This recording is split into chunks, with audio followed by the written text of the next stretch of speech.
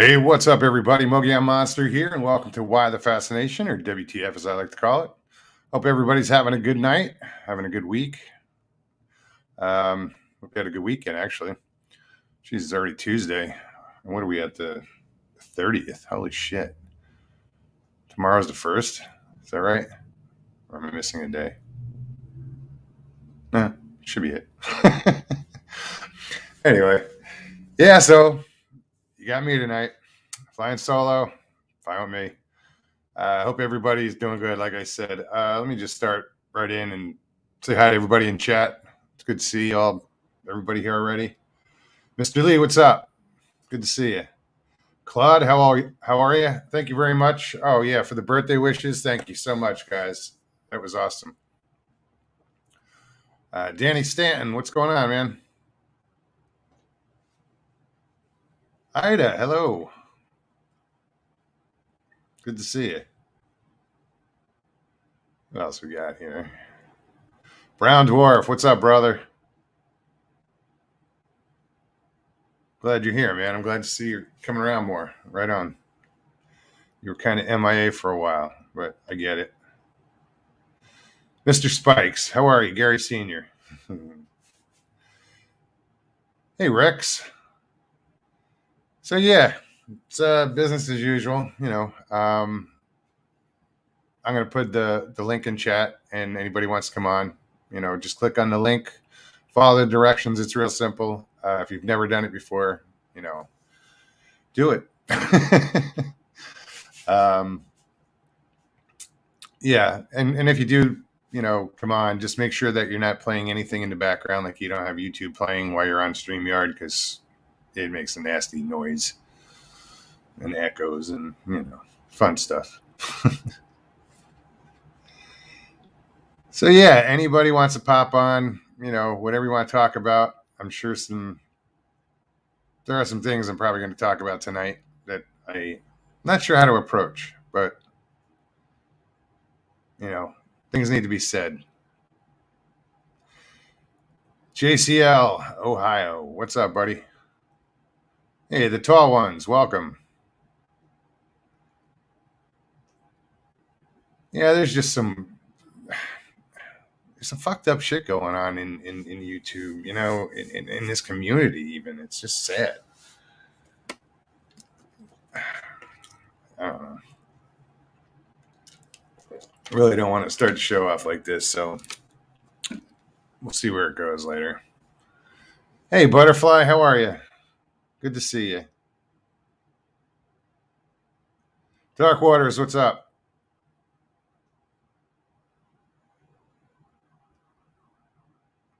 Rosemary Andrews, hello. So yeah, guys, I'm going to put the link in the chat. So if you want to come on, just hit that button. There you go. Chasing the Truth, Sean G. What's up, Sean? You've been busy lately, dude. It's good to hear you out there doing more shows. Right on.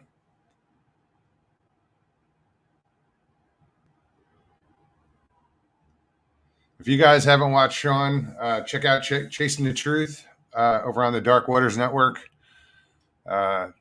Chasing the Truth with Sean Graham, Sean G. He gets a lot of good calls. It's a call-in show. He gets a lot of good callers. It varies from paranormal to Bigfoot to whatever, missing time. We've heard some weird shit over there, so check it out.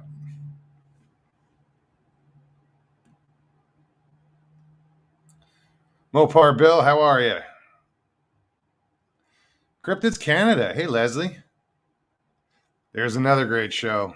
If you guys are into narrations, Bigfoot narration, some cryptids, more Bigfoot. Leslie has a great channel. She has a great voice. It just catches your ear and you can't, it's like a car wreck. You can't turn away.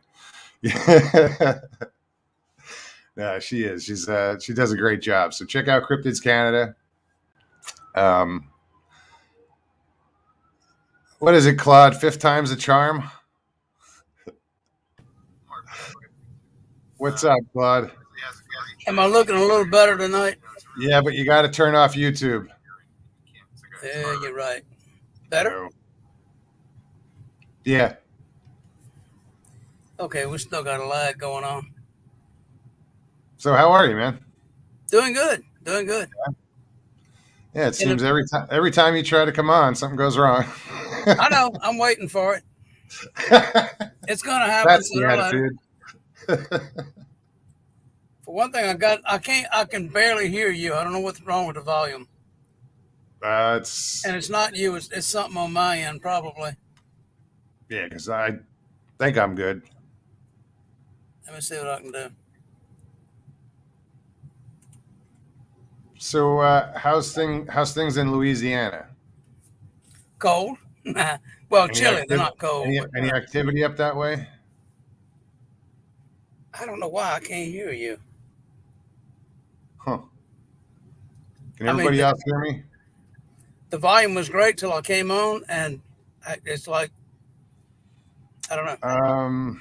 Do you have headphones or anything? No, No. unfortunately.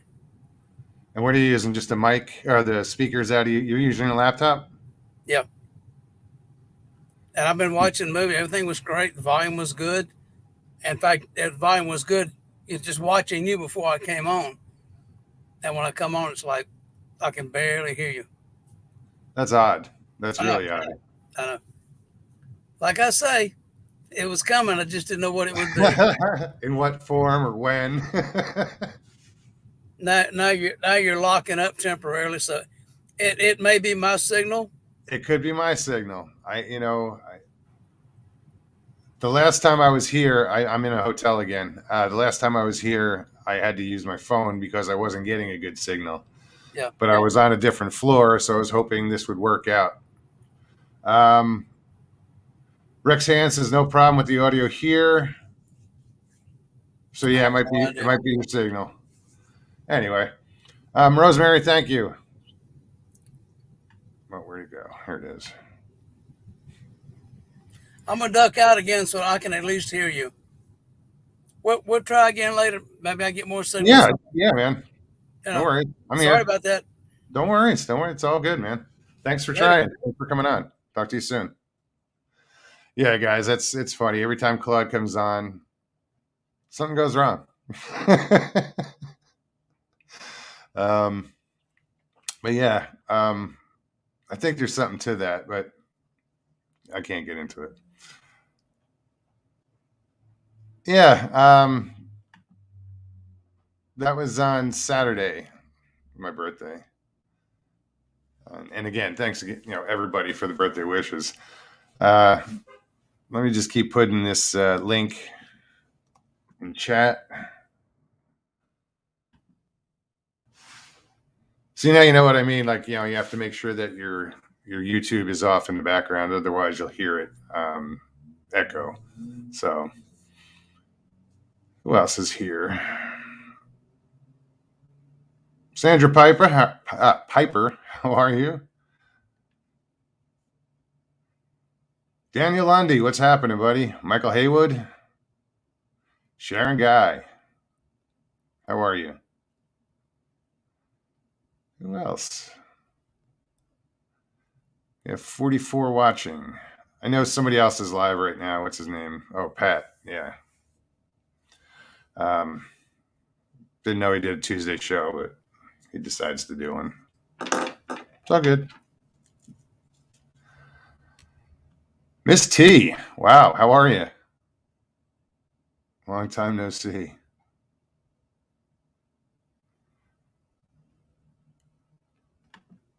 What's up, Sean? Hey, brother. How many bandanas do you have? Somewhere there's a box. Every time I see you, you got a new bandana on. I was like, wow, how many? No, this is an old one. Yeah, but I do have a box of bandanas. I bought like 100, and they weren't for me. I was gonna get them logoed and hand them out. Instead, I just handed them out.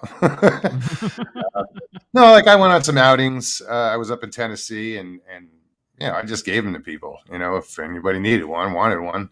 Yeah. And I looked around and everybody's selling shit. So I guess next time I'll charge. Well, there you go. Wow. Nah. Yeah. So how you been? How's everything on your end? All right. Yeah. Yeah. I wanted to download some video I took this evening. I didn't have time by the time I realized that I was like 10 minutes away from the show. Stevie, we went down and she got her legs. Oh, cool. Today. Yeah, she got her legs today. So is she stressed out, or is she all puckered out after having legs on for a while? Well, the therapy, they did it for like an hour, on and off, where just to try her new legs out, and she got winded, not tired, Oh yeah. for sitting so much. You know what it's about, dude. You just to straighten up, just to stand up was relieving to her. So getting her posture and her form, and just she'll get back into it. But I took some video of it, and it's on my phone, so I couldn't. I really wanted to download it and show some of it. But yeah, it's just so inspiring, because she just, even the therapist. I guess she's a therapist. She did all the measuring, and she's just this wonderful woman. She was videoing because she just can't believe how Stevie is doing this, what she's doing.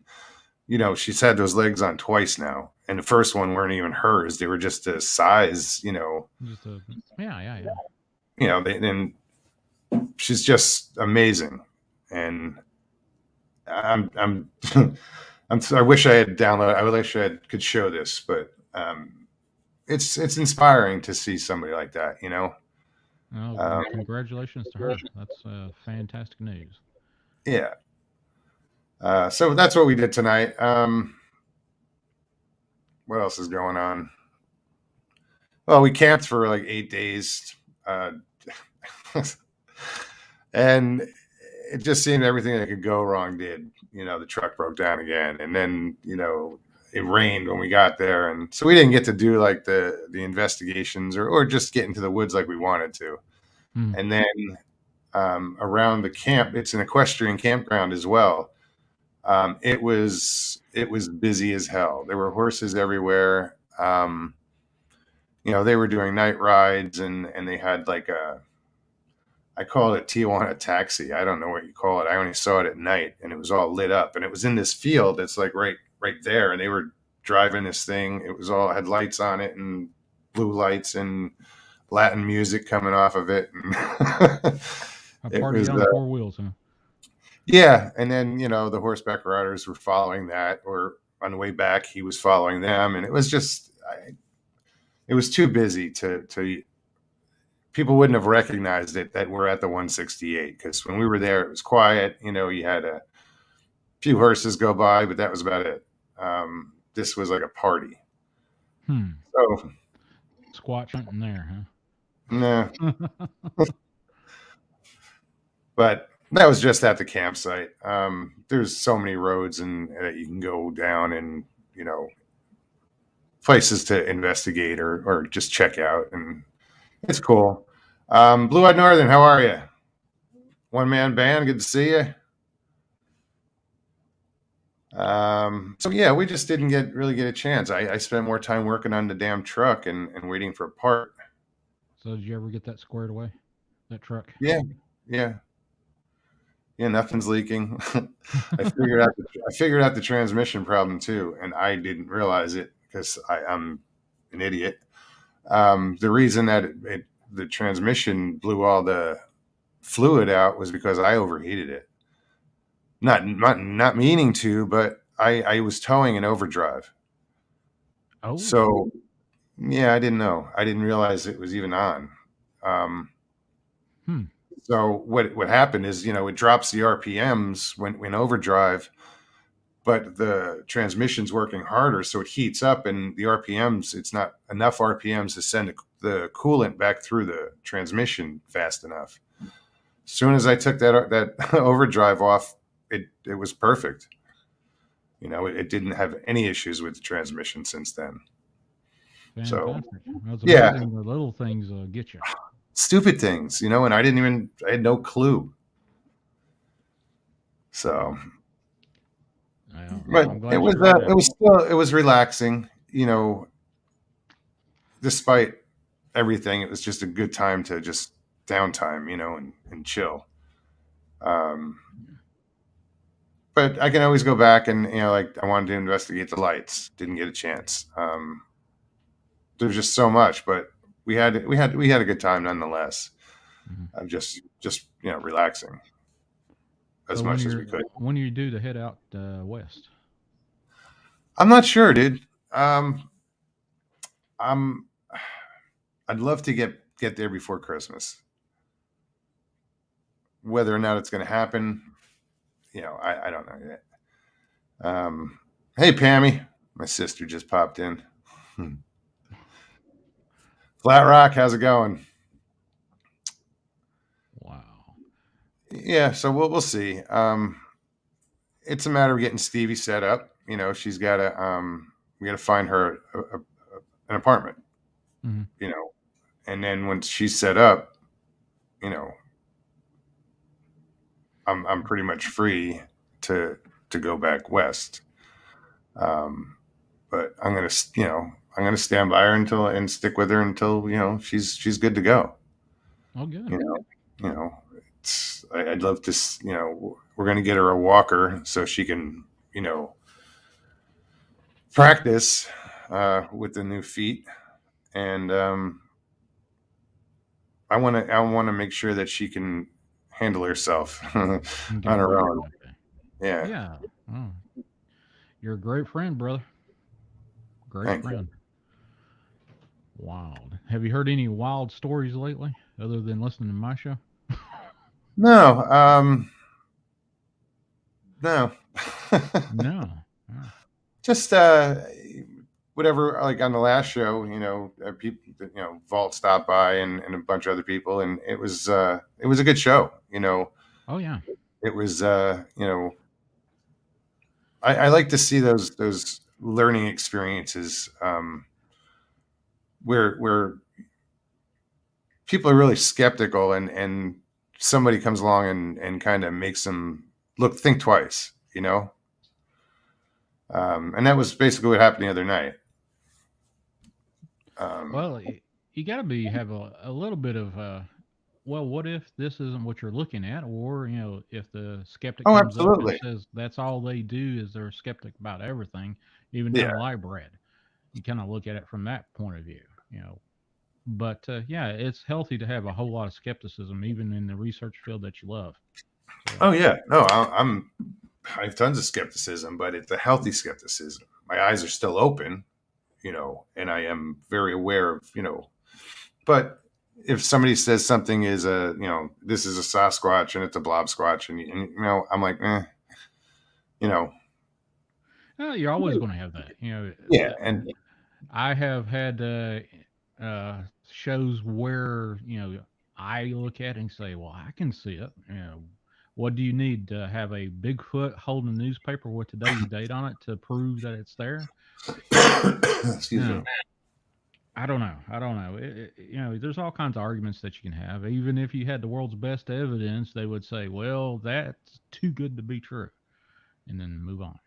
And it's true. And it's a shame, because it's looked on, unfortunately it's a joke to the majority of people.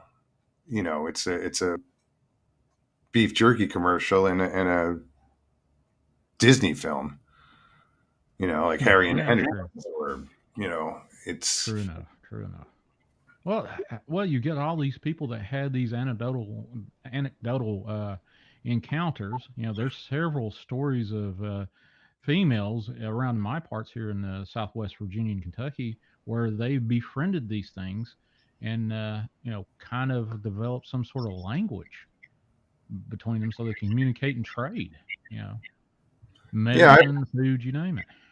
No, I've heard that as far as the language and people, I have a friend, Christy Sci-Fi. She knows some, apparently or supposedly, knows some words in the local language of the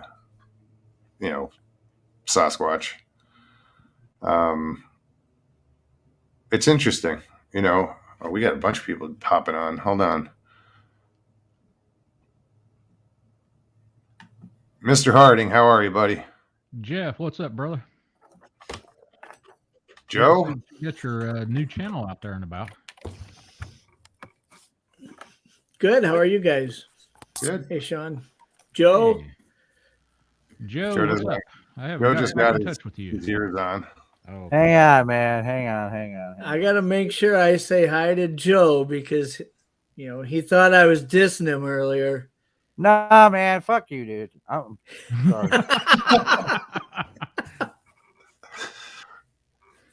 No, you don't like me, Jeff, man. I know. I get it. I'm like that. What do you call it when you have a chick on the side just to A side chick. Gumad. That's a what side you call piece. him, Joe. I'm a side piece, whatever. What's up, Mogs? How you doing, man? Long time no see, man. Yeah, right. Are you still out in the woods, man? No, man. I'm in a hotel. Oh, why is it all dark in there? You got some chicks chained to the wall or something? No, I like it dark. Well, if the light was like one click brighter, you'd see the bedpost behind me, you'd see the wall behind me, it's the mirror. And Rather there were not. two chicks chained to the bedpost, and See, with the light off, it leads you to believe he's staying at a Marriott rather than a Red Roof Inn, So you don't see the background there. There could be mirrors on the on the ceiling. Copper Kitty. Copper Hey, guys, how Kitty. you doing? Hey, You all That's look right. good tonight. What's that? I said you all look good tonight. Yeah. Sean looks the same. yeah, Yeah, he's I never always change like it a up little on. black square with a circle in the middle, right? I always go with that look. Sean, it's Yeah. all good, buddy. Good to see you. Jeff, Oh, pleasure to see you, buddy. And I was only kidding the other night about Maury Povich and the results are in. Don't be upset. Sean Paulie, I doesn't. know you're always kidding, Paulie. All right. Sean Someday doesn't show. someday you show his motherfuckers are face. going to get to see the serious side of me, but for tonight, we're going to keep it on the comedian level. Good God, I don't want to see this. No, we got a taste of the serious side the other night. Yeah, I know you did, Mogs. You did. And, dude, I mean, not a lot of people want to hear what I have to say because I'm offensive. I look in the mirror, I'm offended. It's okay. Dude, it's okay. Dude, it's like I should do a commercial. Like the most interesting man in the world, the most offensive man in the world is Paulie T. Yarr. Yeah. I don't always piss you off, but when I do, I make sure it's a good one. Definitely a Shoot. good one, Joe. Definitely a good one, buddy. We're going to take it to 10 on that. We're going to make sure that we take it the maximum offense that we can and just spread it around the world equally because we're equal opportunity offenders. We don't That's right. discriminate. We don't impregnate. We're just here to drink beer. Well, few of them. Well, Mogs, in your case, coffee or Gatorade or maybe like a Lime Ricky or something, right? You like that? Or Shirley Temple? a lime Ricky. What the- Roy Rogers. Never heard of that. Yeah, Jeff. Good Lime one, Roy Ricky. Rogers. He's got a Lime fucking horse Ricky. named Trigger outside the house right now, Mogs. He's going to be a rhinestone cowboy later. He's going to hop on it and go for a ride. I don't even think there's too many people that are old enough in the chat to know what a lime Ricky is. Well, Joe, don't show your age. We already know you're the oldest guy here. Stop that. Now I think Jeff is older than me. You're lying. I'm 53. Oh no, shit! God damn it! How old are you? All right. Oh, I'm the oldest dude here. I'll be 58 in January. I'll be 54 next month. So And both of you guys are fucking ancient. Yeah. I just turned Yeah. 54. Yeah, how well, was see, your that's birthday? why 54 Mogs. Son of a bitch, you handsome devil, you. I don't know how he does it. I'm going to I tell you don't what. either, You know what man. 54 is, right? That's him on Mr. Wang's inversion chair. When he's fucking standing up straight, he's 54. When he gets on the inversion chair, he's 45. I know that. See, I know that's why Sean G never shows his face, because he's like, y'all can't handle this fucking kind of handsome. No, all I can say is I got a face for radio. Is all I can tell you. Sean, not to be a jerk. The rest of you goes with it, not just the face. Well, I can honestly tell you, I've never wore a pair of pants to any show I've ever done or did. So that's about it. Oh, that's I've- good. Well, taking my Paulie pants can off say the before, same, too. I think. Paul Well, can say the same. I'm not wearing pants now, so I mean, Come as you What the are. fuck, Joe? I just ate. Stop that.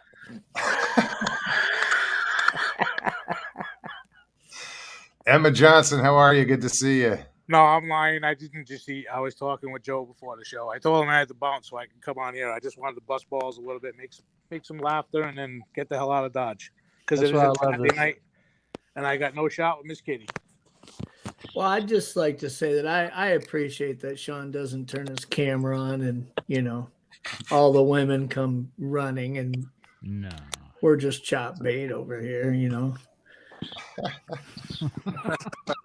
Well, first off, well, the only camera I've got is unhooked somewhere in this house. I don't know where it's at. So, and I don't plan on being on the camera anytime soon. Keep it unhooked. Save some pussy for the rest of us, man.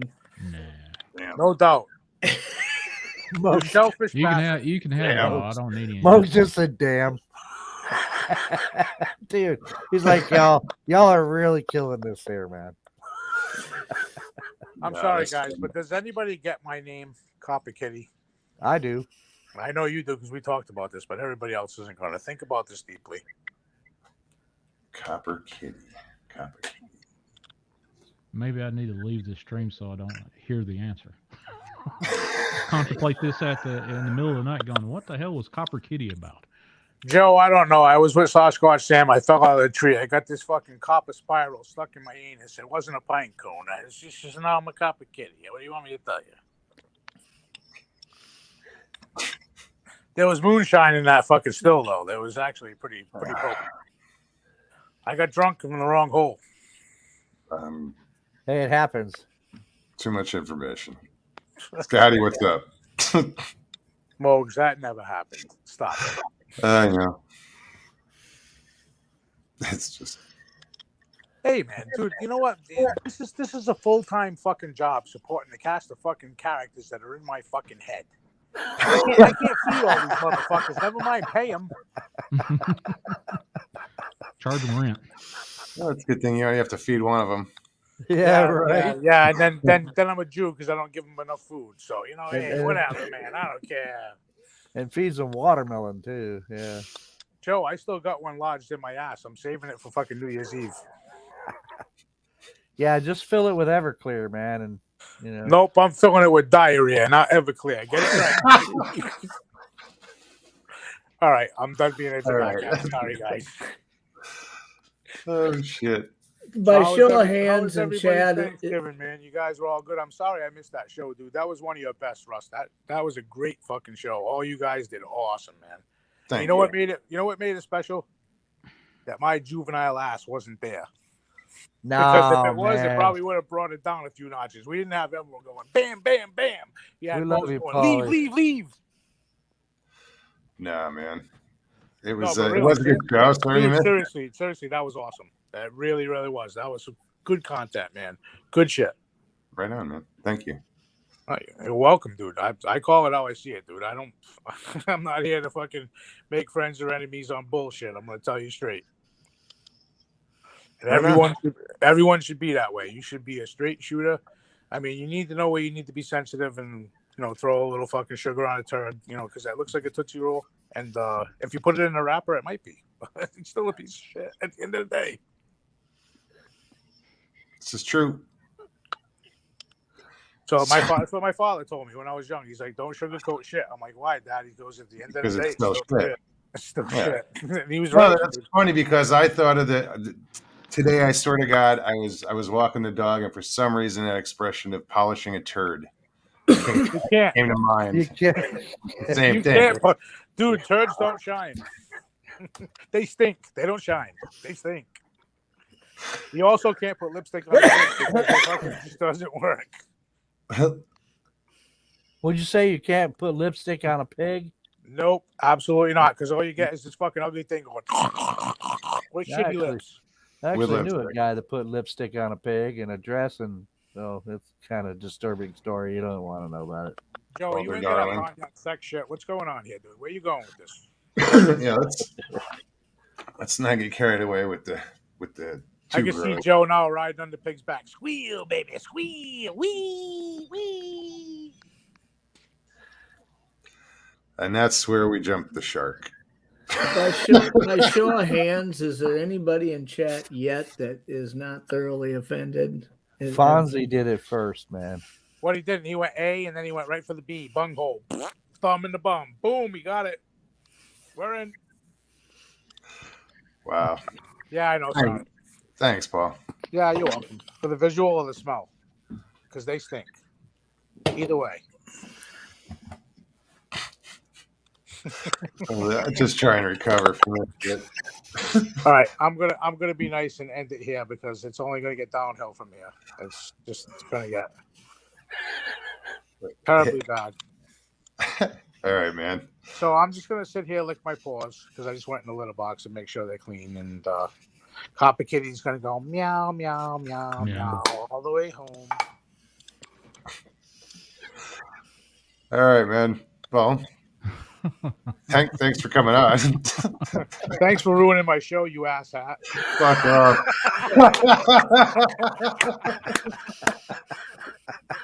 Remember, it was all in the name of comedy. It wasn't to be offensive. I just don't know where the boundaries are at sometimes. You know, it is what it is. I told you I relate with jackasses because I am one. And this burro is heading down with a coffee sack on his back, and he's leaving. Sayonara, sucker! See you later, man. Wow. Just don't know what to do with that. That's why I love your show, man. You just never Got know what's all gonna kinds. Never know. just never know what's gonna happen. I gotta do some shout outs. Jimmy Crackhorn, what's up? I saw a few others. Richie Evans, what's going on? Joe Parker. Hey, Scotty. Michelle Smith. Lester Taylor. A lot of people here tonight. Wow, there's 77 watching. Awesome. Well, there you go. More popular than ever. I've had some good nights. Broke 100 a few times. It's been a while. Now you know what you and Sean were talking about earlier before I got out here. When it comes to the blob squashes and stuff, man, you know what? When it comes down to it, man, all you can really do is go, I don't see it, man. And that's all you can do. That's subjective, man. It's like if somebody shows me, oh, I got a Sasquatch, this is a Sasquatch. And if I don't see it, man, it's like all I can do is go, well, now I don't see it, man. Oh yeah. And Yeah, you're right.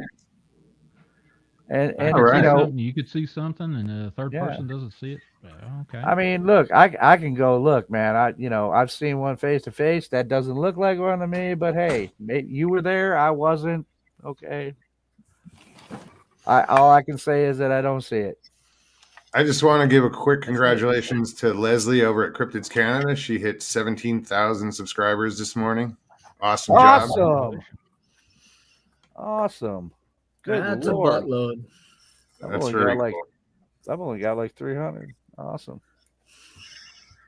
I've only got 60 some, but I'm climbing. I just started yesterday. Well, so. you got a new thing coming out, man. Let's talk about your show, man. Tell me about your channel. Well, I think I've said about 100 times on all your guys' shows how there's no way in hell I'd ever start a channel. And everybody's been encouraging you too. Jackie even teased me about it in the comments, saying I called it. She says, but the more I've been talking to my partner Doug about it, he keeps saying, Doug Hitech just kept saying, look, there's a niche to fill out there. There's a lot of channels that touch on research, but they also focus on encounters, which are cool because I love hearing encounters, and then we talk about the hoaxes when those roll down the pipe. And, it's cool because you always have something to go to as a channel like that. And, I would say, between Joe's channel and Pat's, Nikki's found kind of a niche where she's really going after the hoaxers. Steve Cole was really going after the kind of investigative angle on it. But, there was a reason why Joe can run several shows a week is because he talks about encounters as well as research. And, he's just got a lot of guests that he can pull from. Yeah, but that's cutting back though, man. Yeah, I know. I seen you mention that. You're going to go from 3 shows to 2 shows and get rid of the Sunday afternoon one, I think it was. Yeah, and I'm going to every other week too, man. Because Yeah. look, I'll be honest about it. I'm getting a little burnt out myself, and it's just too much, man. And You're a pussy. No, I'm kidding. I know I am, man. But Well, I'm that's getting a little burnt out. But That's one of it's easy. It's easy to get burnt out, dude. it is. It's shit. I'm pushing 150 live shows. Yeah. Somewhere But in there. I don't know. But definitely, Jeff, man, I wish you luck with this show, man. I've already subscribed to your channel, dude, because I think that's a great idea, dude. Well, I To appreciate do it. just, the to do more what me- you're doing. Yeah. The more me and Doug talked about it, he said, really, if you just focus on the tools, the tactics, and, the technology, kind of within research. And you don't need to get on, and I'd love, look, I'm trying to get Meldrum on and things like that, but you don't need those guys. You really don't. You need to really talk to people who are just out, whether it's in their backyard or whether it's a fully funded effort to collect evidence, to really research a certain area of this mystery. And if we can get those people on to talk about what they're doing, the tactics they're using, the tools they use to do it, I just think it's something that everybody can learn something, And I'll even say this. We've talked about this here over the last few weeks. It doesn't have to be somebody that you hold in high esteem or admire. It may even be somebody that comes with a little controversy. But the fact is if I think they've got something that they're doing that people can learn from, I want to talk to them. Sure. Right. We aren't going to advance the science just listening to encounters. It isn't going to happen, And as much as I love to go out in the woods and knock on a tree at 2 a.m. and hear a knockback, it's a great experience. Yeah, I mean, it's really cool when you can interact in a way like that. What's the name of your channel? But it just doesn't advance the science, It's Pine Island Research. It's named after the Pine Island Forest in northern Minnesota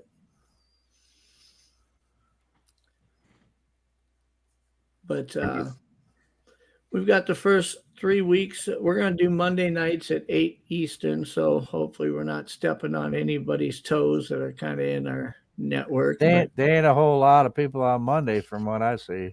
Well, Monday and Thursday nights were really the 2 nights I was looking at because it didn't seem like there was a lot going on. Now, all across the community, there's always going to be somebody, but you kind of get the same chat community following the same 3 or 4 or 5 shows, and the people that I've gotten familiar with in the community, it just seemed like most of them were saying Monday night and Thursday night were kind of that slow period, and that's the last thing I wanted to do is to come on and do something and step on Joe's or Nikki's or Pat's or a lot of toes worry out about there. stepping on my show, dude. But You didn't mention your name, Joe. He just did. He just did. He said Nick or Pat. And he said Joe. I threw a Joe in there. Yeah, I think he was the first. Selective Yeah, hearing. he threw me in there like he does every now and then, you know, just throw me in there. Oh, you know, and that guy over there, Joe, you know, that guy. Yeah. But we're going to, you know, I'm going to kind of cut my, you know, just kind of get my feet under me with some of the guests that most of us are familiar with. Monday night, we're going to, on the 6th, we're going to have, I really wanted to talk about the technology and what's changed over what looks different than it did 10 years ago, right? And, you know, cameras have come a long ways, but yet, you know, I mean, what's out there this year and what will be out there next year doesn't look a whole lot different, you know. Probably the biggest technology bridge is with drones, the ability to put teams on the ground and fly a thermal imaging drone. Now, they aren't cheap. I mean, a good thermal imaging, you know, dual camera drone is going to run probably 10 grand. But if you look at what that can do for the science, where you spot an image and then you've got, you know, 2 people here, 3 people there on the ground to be able to move to those locations as you spot them.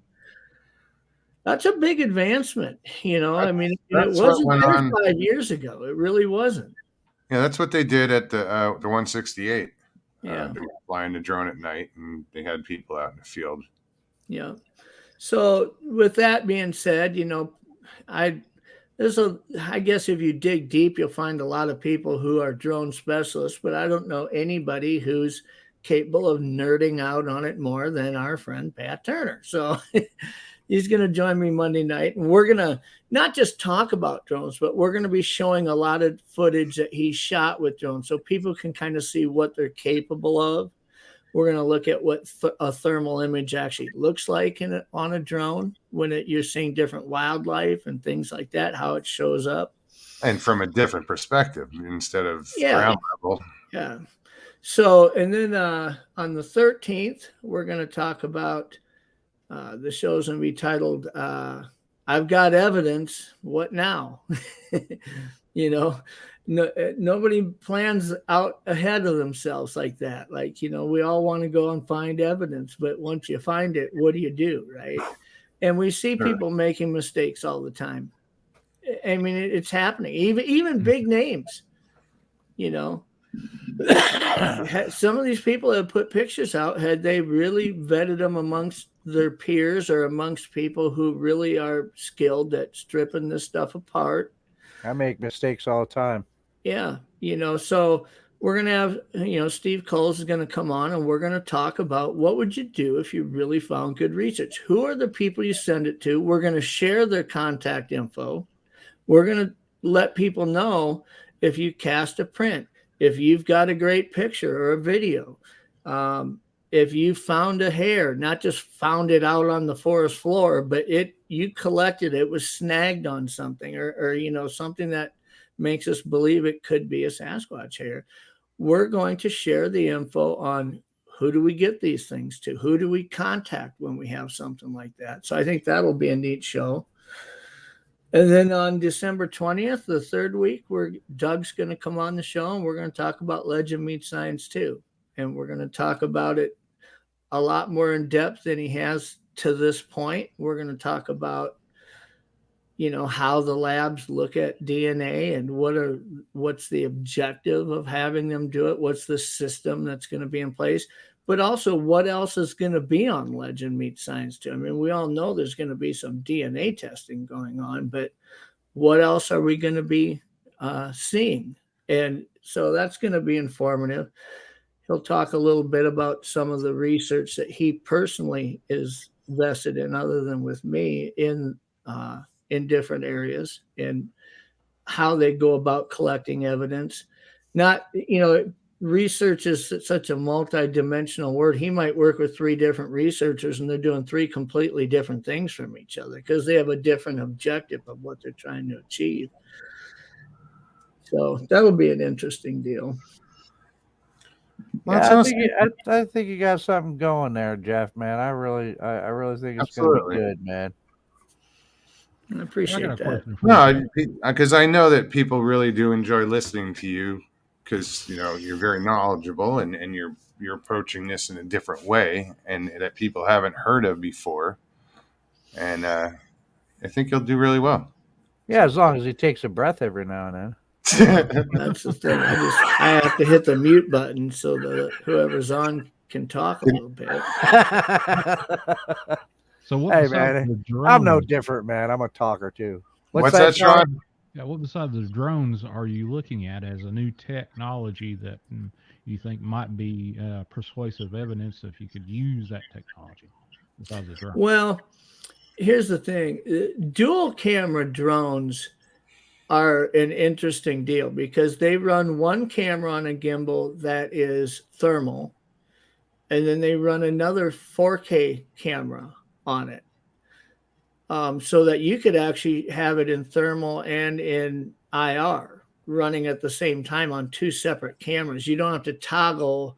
Some of them will have one camera that's capable of the different things, but to run a dual camera setup, it's like, yeah, that's cool. I can see what you're seeing in thermal. Now show me what it looked like in 4K color, and that gets hard to do with a single camera. So these dual camera drones and the way they're set up, some of them are made better for flying underneath the canopy. It's easy to fly over the top of trees and look for a thermal image through them. But once you find that thermal image and it's a thick canopy, you've got to be able to fly that drone into that canopy, navigate through it, and get below the canopy and get off of thermal and start shooting 4K color video at what did you target there, is it a person or is it something else? And, so we're going to talk a lot about not just what the box on a drone says this is what it can do, but how do you do it, right? How do you make it work? Well, right on. I'll tune in because I am curious in some of that stuff. I'm not a tech savvy guy. I've never dealt with a drone, but there's going to be an Dude, episode. I can't even fly the fucking $150 drone I have, dude. It crashes. It's real good at crashing. My dad bought me a remote control plane. In the first day I had it, I just crashed the shit out of that thing. It's like, oh, that was a nice $150. See you later. But so that's the thing, and that's another thing is like when you, let's say you're going to put together a group of 4 or 5 people to go out into an area for 4 or 5 days. If you're all into the same thing and you all carry the same skill set, you can only get so far. But if you get somebody who's capable of flying a drone and you get somebody who's a really good photographer or videographer on the ground, and you get somebody else who's like Patrick Varner, somebody who's really good at tracking, I mean, you got a team that's really capable at that point. So, we'll talk a little bit about, how do you pick target areas? How do we find areas that once you've found an area that you want to go research, where do you start? How do you dissect it? If you compare it to, let's say, deer hunting, I mean, you figure out where the deer bed down, you figure out where the deer go for water, and you figure out what field are they foraging in and eating. Once you identify those 3 things, you can identify travel routes in that area of where those deer will be. Now, if you could identify that, you might identify where Sasquatch travel route would be if their main food source in that area is deer, So it's just kind of coming up with a system rather than just walking out in the woods blindly and saying, let's start here, No, it makes sense. I'm just looking at chat, sorry. Yeah. But no, because I don't think, I don't go in the woods with a plan. I just go in the woods. Thank you. And you don't have to have a plan in order to have a better chance at getting video than the next guy. I mean, nobody's looks at a map and says that's where they'll be. I mean, it just doesn't work like that. I'm sure there are some people out there who do that or think they can do that. Mm-hmm. Actually, I've heard something like that too. Well, just about, I'd say, I think it would be a safe assumption to say that anybody who's ever captured something on video like that, and I won't just say Bigfoot, let's say the paranormal, whether it's orbs or ghosts or whatever, I don't think any of them 30 seconds before they captured it had any idea that they were about to capture it. I mean, it just happens, right? And then you're operating under duress and pressure and stress and everything else that you're battling while you're trying to get your phone turned on or your camera operating right, holding it steady enough that it's all worth it in the end. I mean, it isn't just that you can't look at a map and say that's where we need to go, that'll work, because oftentimes it doesn't. And then when you get so laser focused on that one thing working, we let our guard down on everything else that's going to happen along the way. And it's just trying to come with that prepared mindset that I want to be ready as best as I can at any time, because nobody ever knows when they're going to have an encounter or have an opportunity to get something on film. Exactly. Because look, I always go out with a plan. But anytime that I've ever had any kind of activity or like when I had my encounter, I had no plan. That just happened. But I always go out with a plan, but it always seems like shit happens when I'm not implementing the plan. Everything makes sense. It's almost like a boxer, in boxing, they say everybody's got a game plan before the fight until they get hit in the mouth. Whatever your plan was is like, screw that. I got to do this. Yeah, exactly. But all right, folks, I'm going to take off. Y'all have a good night. Thanks, Moogs, for Hey, Sean. Anytime, nice Sean. All right. See you guys. Take care. Thanks for coming on. Hey, Derek. Hey, Derek. Hey, The guy with the accent that I love, man. Well, Joe, I want to have a word with you, my friend, because I've just worked something out. Do you remember pretending to be from Ireland? Who, me? Oh, yeah. You. When I pretended. And I jumped on. Yeah. And Mugs, and he chased you. And I didn't even realize it was you. I thought it was some pretender carry-on clown. Okay, I'm back. Can you hear me? I can hear you. Can you hear me? Well, clear. Good. No, I only worked it out this evening because I recognized the curtain. So what? What? The curtain. The curtains from behind. Oh, okay. You remember? Oh, I don't know. It's a couple of months ago now. No, I remember when he did it. Absolutely. But I didn't realize at the time. I only realized this evening. Yeah. As soon as I said it, I thought I have to come on and just have a bit of laugh about it. It was a good joke. I don't know how good it was, but yeah, I was trying. That was funny. I know it was funny. It got me out of bed anyway. Well, part of my heritage is Irish, so yeah. No, funny. I was talking to a friend. I'm not from there, but yeah, my mom, her whole side of the family was Irish. Half of America's Irish or Scottish anyway. I wouldn't worry about it. That's true. No, I was. I have a friend. She's in Georgia, and I sent her a couple of, musical clips from a show that's popular over here. And she says to me, they just sound like the people down the road. And I said, they sound like the people down the road because the people down the road are, either, came from Ireland or Scotland. That's why you understand it. Yeah. But it was only fun. No, but it just. Before I was thinking of coming on tonight, I was just reviewing my previous appearances, and it just clicked me whenever I seen the curtains, and I thought, you are an idiot, Derek. You really are. Well, it's funny it took you this long to figure it out. Well, what can you say? It was good fun anyway. Yeah, man. Yeah, man. JD Sedona, what's up, man? Welcome. So, Claude, what do you got to say tonight? Oh, not much. Just glad I could finally get on. What I figured out was I didn't have enough signal strength for my phone or my laptop. I drove about 25 miles. I got 4 bars. I stopped. I'm in the middle of a shopping center.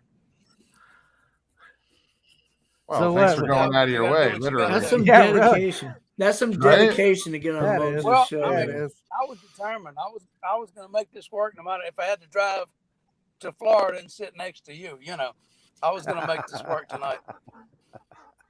Some of us were like, man, if I got to put on pants, I'm not even going to get on. And then That's it. Claude, he drives 25 miles.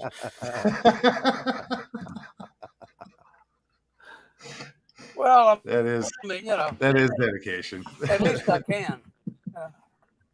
True. That is very true. So, Claude, I take Anyway. it you're in an area of the country where Got like Wi-Fi and signals are rare, huh? You got to drive to get it. I'm typically in the middle of a national forest. Oh, well, there you There's go. no signal out there. I do Right. good to be able to watch the show when I'm out there on my phone. You know, if I got 2 bars, I am happy. I can stream movies. I can watch I can do all kinds of stuff. But one thing I can't do is get on, log on through StreamYard, get in and do a show like this. If I got A 2 little bars, while ago, I had 2 bars on the laptop. I've been watching movies on the it would work. No, 2 bars wasn't enough. if I got 2 So I just bars, kept I'm driving good to till I saw go. 4 bars on my phone. Over. This is it. If I got 2 bars, I'm good to go, Yeah. especially if one of them's a strip bar.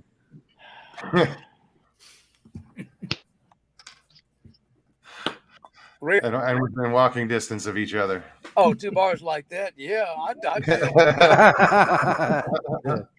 There's a little delay with Claude. He's like, "Oh yeah, strip bar." I There's a got you." bar 200 meters that direction, but it's not a strip bar. That- Just that an was- ordinary that was bar. Right. Said,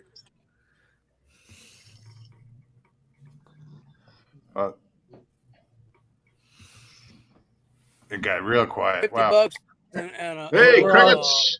titty We're all bar. trying to hear Claude. I don't even 1 bar like that. Yeah, I think he froze up. Yeah, he's glitching a little bit. Ah, Yeah, you're glitching a little bit, Claude. Christ. Drive another 25 miles. Okay. Funny, dude. see what happens. No. If this is Putting our 50p in the meter. So well. That's all. Yeah, I noticed it was glitched a little. Huh? Yeah, it's Say again. you're coming in splotchy or broken up again. That's I feel terrible. Completely that time. Oh, there you are. Maybe we could all send him a few bucks in gas money to make up for the. Well, maybe I Trip. should hang the phone up and get on the laptop again. See if they got a bar there to. I did Pleasant, Texas during a hurricane. I went over there and got on a show and laptop, everything was fine. But since then, I don't know. I don't know why it's not Anyway, well, have a good night. Go back to having fun. we are having fun. You're part of it. Yeah. We'll talk later. All right, Claude. I feel bad about that. Yeah, I know. If only there was a strip bar Y'all there, take you care. could piggyback on their If you can Wi-Fi. find another signal, go steal somebody's Wi-Fi. Fuck. Oh, sorry, I had to. Par for the course with Claude, unfortunately. We lost Claude. Oh shit. That's the thing about the strip bars is you got to be really creative to guess what the password is on their Wi-Fi signal. Yeah. God, when's the last time I ever walked into one of them places? I was never into them. Well, I mean, there's a lot of them down around where you are, man, aren't they, Mogs? I don't know. When I was in the military, I spent some time in Florida in some strip bars, man. When I was in the military in Columbus, Georgia, they have at Fort Benning, they have a street in town called Victory Drive that has like 18 strip bars on it. Well, everybody calls it VD Drive for nice. Short, my God. About 18 strip bars on one road about 2 miles long. There was only one strip bar I actually hang out at, but it was because I was friends with the bouncers because I was a bouncer at another bar. Sure, that's the reason why. No, and it actually turned out that the Sopranos used it for the Bada Bing Club. Oh, if you ever watch the Sopranos, yeah. You mean that you mean that the people from the show, really? It's in the show. Yeah, the Bada Bing Club. Yeah, okay. Yeah, I never. That's just up the road from you, Joe. Man, that was in Jersey, wasn't it? Mm-hmm. That's not up the road for me, Jeff. Jesus Christ, I'm in the southern tier of Western New York, dude. Oh, New York, New Jersey. What's the difference? Big difference. Whenever I was in the Navy in Portsmouth, put up your dukes, man. We're going to fight about that. Whenever I was in the Navy in Portsmouth, there was a street called Commercial Street, and from one end to the other, there was nothing on it but bars, nightclubs, as you say, strip places, takeaway stuff. And at the weekend, the actual, Portsmouth police and then the Navy police used to sit at one end of the street. Anybody causing anybody, they just jumped out, grabbed them. These, the Black Mariahs, I don't know if you have them in the States, but you just threw you in the back into the cage. And then about 2, 3 in the morning, when everything calmed down a bit, they sorted out who was going where. Right, the Navy guys all got sent over and got put in the clink in the Navy yard, and the civvies get took away and to the civvy jail. Yeah, I was in the Navy. I'm very familiar with what you're talking about. Yeah, Joe was a scene. Well, thanks for serving. Well, thanks, man. Thanks. It was fun, man. I got to, you know what? I got to see a whole lot of the world that I probably wouldn't have seen if I hadn't have joined the Navy. Oh, absolutely. I got to see a whole lot of the world that I wouldn't have seen otherwise. So it was cool. Yeah, my dad was in the Navy. I had a lot of fun. I joined the Navy, but I didn't get through boot camp because I have scoliosis. Didn't know it. Ah, okay. Yeah. My dad was in the Navy too. He flew helicopters off of, actually, you'll like this, Joe. He flew helicopters off the Lake Champlain. It was an aircraft carrier. Yeah. He flew the helicopter that picked up Alan B. Shepard's space capsule out of the ocean and set it back on the deck. Oh, that's awesome. It was during the Cuban blockade, so most of our Navy was surrounding Cuba at the time, and that happened to be where Alan B. Shepard's space capsule landed in the oceans, and they were the nearest aircraft carrier, so he got to fly out and hook up his capsule and set it on the deck. I was a bubblehead, man, which for those of you who aren't familiar with the parlance, that means I was a submariner. I was on a submarine. A bobblehead? A bubblehead. Oh. I'd love to have a bobblehead of you, Joe. I'm thinking about making them, actually, Jeff. That'd be cool. But no, that's what they call submariners. They call them bubbleheads. And I was on a submarine. The first time I was ever on an aircraft carrier, I got lost, dude. Well, city. Those things, they're like a floating damn city, dude. It's like no, there's a big difference in size between a submarine and an aircraft carrier. That's very true, especially an American aircraft carrier. Yeah. No, I was in HMS Vanguard once, and I was only there for a visit, and they took me down to where they kept the missiles. You know, the nuclear missiles, and you're just walking along, and it's about 18 meters long. It's just these tubes either side of you. Yeah. Oh, it was, you know, they weren't on board at the time. And then they walk down to the end, and there's this door. And it's got this tiny hole about this size in it. And they say, oh, we're not allowed in there because that's where the nuclear reactor is. Mm-hmm. Yeah, it's the same way on a ballistic missile submarine. I was on a fast attack, which is a little smaller. The fast attack I was on was the USS Jacksonville, and it's a fast attack submarine, and we don't carry ballistic missiles, but I was on a ballistic missile submarine, which are quite a bit larger than most fast attacks.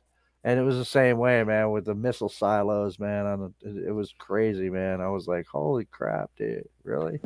You sort of put your hand out, I guess you're thinking, I can end the world here if I slip.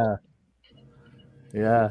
You know, the funny thing is, man, is that life expectancy, a lot of people don't realize this, and this is just some trivia that is useless to you and might get you a cup of coffee if you got $5 to go along with it at Starbucks. But the life expectancy of a ballistic missile submarine in wartime after it shoots off its first missile is about 5 minutes.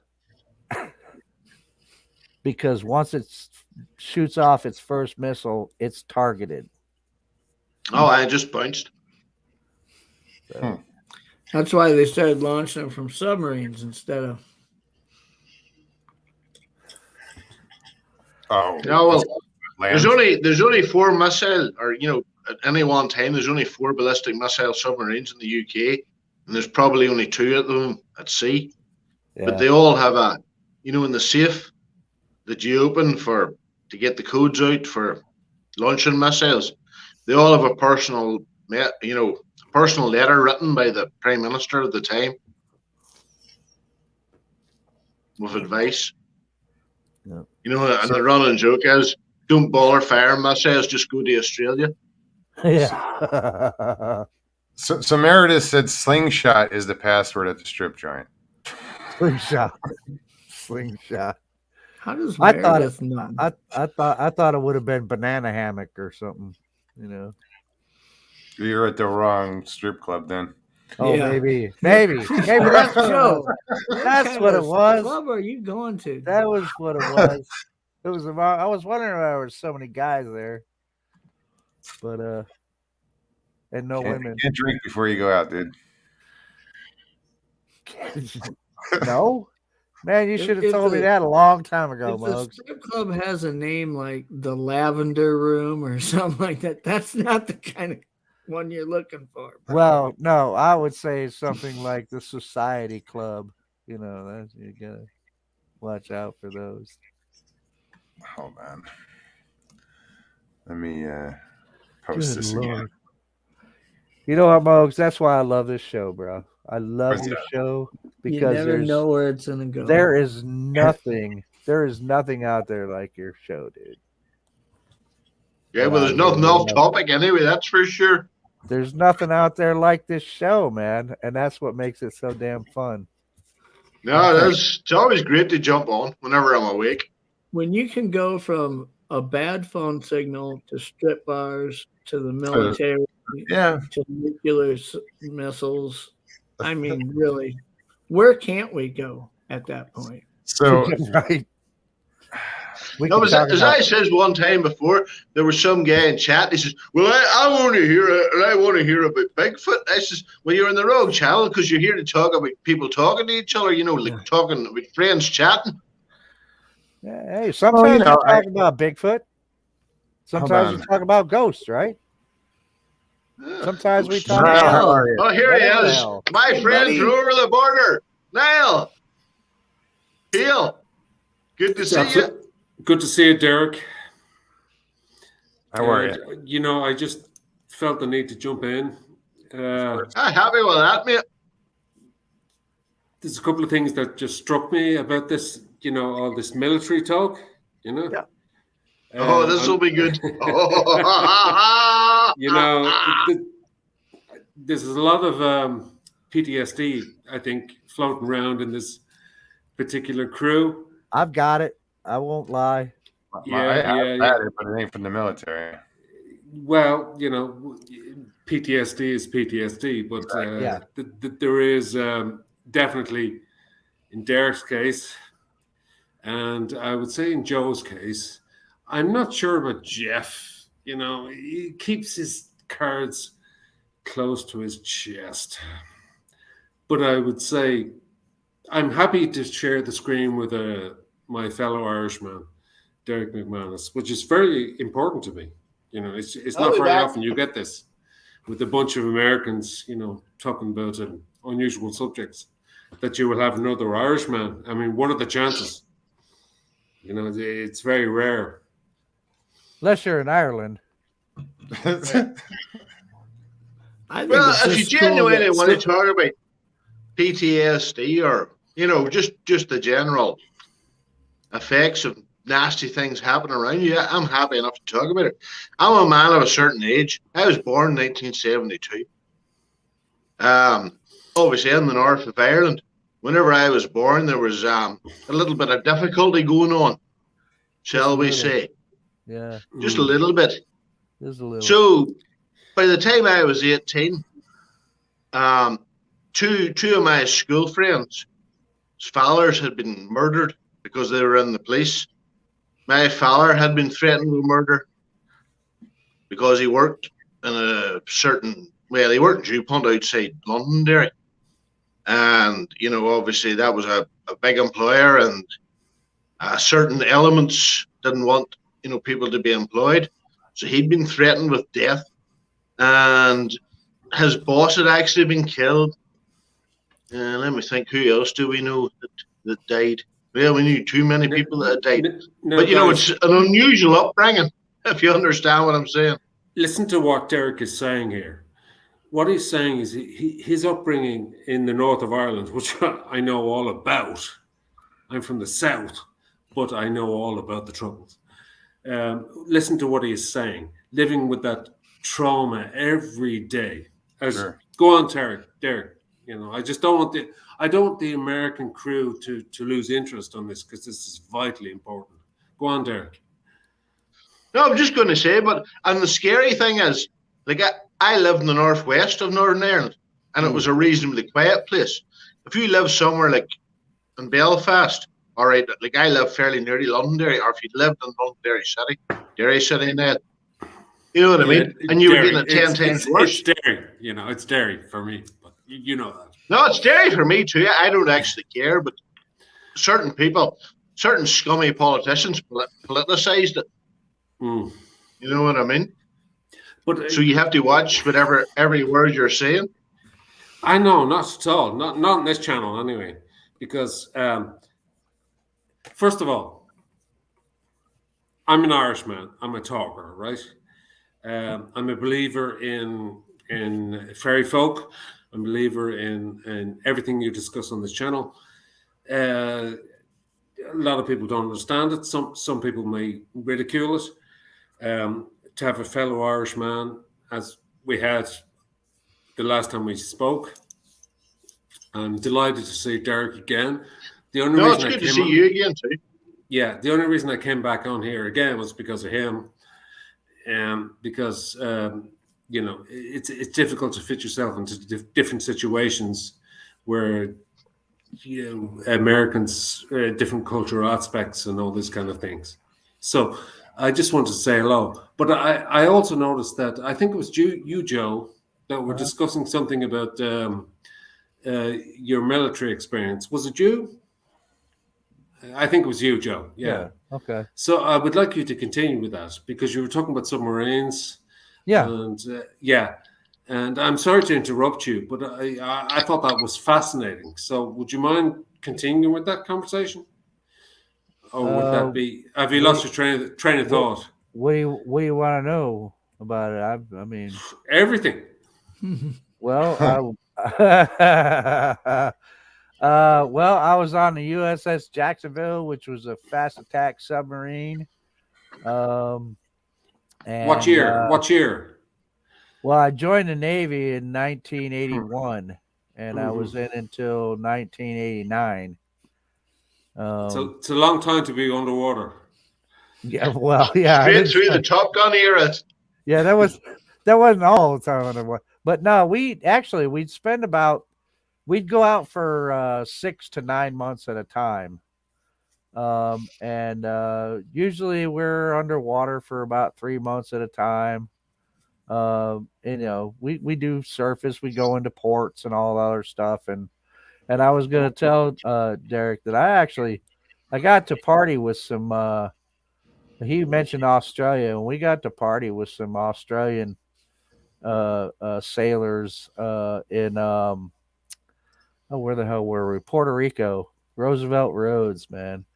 We went everywhere. We spent time. We used to chase Russian submarines out of places, man. And you can't admit to that. That's still a secret. Yeah. So we have 2 Navy men, right? I mean, we're not giving away state secrets here or anything. Nah, nothing I know is classified anymore. Yeah. No. So 2 Navy men, right? Both with a huge amount of information to share. I was in the Army, not the Navy. So yeah. I wasn't in any armed force except my own armed force. Civil defense. My head. Not even the civil defense. No. I wrote about it, of course, because that's my thing. I talk and write, and I'm an artist, so I'm not on the front. To be fair, the hair probably wouldn't have fitted in, like. No, but I didn't always have the hair. But Joe, getting back to your I'm very curious about your time in the submarines, because I've watched many documentaries and film adaptations of what life is like in a submarine. One of the most famous is probably Das Boot, and it was remade in German. Yeah, Grey Lady Down. Das Boot's a brilliant movie. Grey Lady Down was another one, and Grey Lady Down was a movie that they would show us on purpose, and that was about a submarine sinking, and having the rescue attempt that went on with it, and they showed that to us on purpose, and psychologically you're like, oh fuck. So Joe, it's pretty going to happen to me, right? No, yeah. Joe, when you watch a movie like have you seen what is that 571? That movie. You got to see that. That's about a submarine that goes down. Upload of bollocks, that movie. I mean, in order to be in a subservice, it's a little different. In the Navy, you volunteer, to join the Navy, and unless you specify, I mean, you're probably going to go to boot camp and you're going to go to the surface fleet, but you have to volunteer for subservice. Oh yeah, and because if you have to be a little bit crazy. Well, that's the thing is they make somebody who doesn't have any connections to the outside world. They make sure because that you were going down. Yeah, but they make. I'll tell you better than that. In the Royal Navy, the recruiting guy comes around at a certain stage in the training process to try and get the guys for the submarine service, and he just comes in, puts the briefcase on the table, and says, "I'm not going to tell you any lies. The submarine service is shit, but you get £7 extra a day." Yeah. Oh well, that's literally how it's put to the fucking. Yeah. Well, it's the same way here. I mean, you do get extra duty pay for being in a subservice, but you have to go through a special school. You have to go through. There's a special school in Port. In Groton, Connecticut, you have to go through a special school, and they give you all kinds of psychological tests to make sure that you can handle being on a submarine in the first place. Yeah, I mean, So, first of all, Joe, you can't be claustrophobic for a start. Absolutely not. No. Joe, when you joined the Navy, did your recruiter when you joined, did they assign you an MOS and a job that you would do as you were joining, or was that determined through your training? Well, you choose an MOS. Yeah, through the recruiter. But they cross-train a lot of them, don't they? What does MOS stand for? So MOS is your Military job. Occupational Specialist. Like for me, service. For me in the Army, when I joined, I was going to be an EOD tech on a bomb squad. And then when my first duty station was in Fort Benning, Georgia, working on the ranges, and we had a slow training cycle. So I went through airborne school for 3 weeks. Yeah. And once I did that, the 82nd Airborne came knocking and said, we could use an EOD tech in the first of the 502nd, 82nd Airborne. And that was my new job. Yeah. I mean, it wasn't what I signed up for. I mean, but you know, we went to Desert Storm. I went to Desert Storm with 82nd Airborne. I likely wouldn't have went to Desert Storm at all had I not. Jeff, were you in Desert Storm in 91 or 92? Yeah. Was that? Yeah. Okay. Yeah. We were in the northern edge of the kill box when the Republican Guard had to leave Kuwait. And it was interesting because they had surrendered, but they didn't want to go home because, funny, at the time, the Iraqi soccer team had just lost the first round of the World Cup. And and as an example to these soldiers, what would happen if they weren't successful? They took this soccer team and brought them back, and in front of them ran their wife and kids through pop bottle shredders right in front of these players. You're absolutely right. And when they did that, I had forgotten that. When they did that, the Republican Guard, when they surrendered in Kuwait, they knew that we wouldn't allow them to stay there. They had to go back to Baghdad, but they didn't want to go back because they knew what was waiting for them. Yeah. So they just barely crossed the border in Iraq, and they stopped, and there's convoys of them. And we flew in and we kept bombing their convoys like we're just herding cattle, making them go further and further to Baghdad. And we did so knowing that when they got there that it was pretty much imminent death for them for the fact that they had surrendered. And how did that make you feel, Jeff, that you were there as a... Well, my job was every night they'd run these bombing raids on these convoys, forcing them further out of Kuwait. And my job was my squad of 8 guys on my EOD team. We'd go into the convoys. We'd drive in with our Humvees to where they had bombed just hours before. And if anybody needed medical care, we'd issue it. If anybody was alive, we took them prisoner. And if anybody was dead, we counted the bodies and tried to identify who they were. And I remember one time we had like 7 or 8 guys lined up with their hands cable tied behind their back on their knees in the sand. And I had an interpreter, an Iraqi interpreter. And I told him, I said, ask him what's in his pocket, because I could see something was in his pocket. And there's certain things you just don't grab for, like, because a lot of times it's a Quran or something like that, right? And we're trying to be, even in that situation, we're still trying to be respectful. But it could be a magazine or something like that. Yeah. So I reached in his pocket. A military magazine or something like that. Yeah. I'll give you a real idea of why it's very hard to beat fundamental jihad Islamic type. I pull out a pocket Quran and I open it up, and right inside the cover is a picture of his wife and his kids. And I asked my interpreter, I said, ask him who this is. And he said it was his wife and his kids. And I knew that this guy was on our deck of playing cards, that he was a high value target, but he wasn't going to say I have one of them packet cards somewhere. Yeah. So I took that picture in front of him and ripped it in half and threw it up in the air, and the wind just blew it across the No sand. way. And you this guy, you did that in front of him. I did it right in front of him. And I'm going to tell you what, this guy didn't even crack an expression, stone face. That's the point. And then I took the Quran and I told my interpreter, open it up to where it says that if you die with an infidel's blood on your hands, you will reach the 7th level of heaven immediately. And he opened it up and I said, read that passage. And he read it. And then he handed me the Quran. And I tore that little page out of the Quran and threw it up in the air. And this guy lost his mind, tried to bite me in the leg, was screaming. And that's when I realized, you know what? We think we're passionate about something, our families, our jobs, our friends, our religion. This guy lives and breathes fundamental jihadist Islamic, his faith. And you can tear apart a picture of his kids. He don't care. He's there for one thing.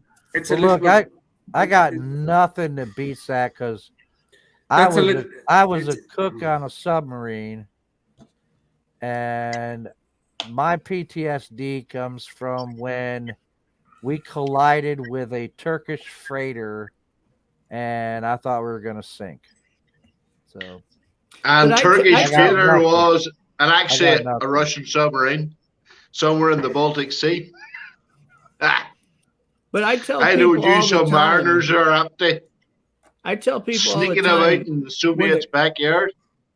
When it comes to Jeff, go ahead. Yeah. When it comes to trying to win against Islam, and Islam is a peaceful religion unless you practice it to a point where it gets perverted. And people could say the same about Christianity. I mean, we look at the Bible and we say we try to follow the word of the Bible, Christians do, but then you look at the Crusades and some of the things that happened, and it's horrific. You can take any religion and practice it a little out of context, and it doesn't make sense anymore. You see, the history of humankind, especially in warfare, has always been taken out of context. Mm-hmm. The Crusades, for example, in Western Europe, were horrific.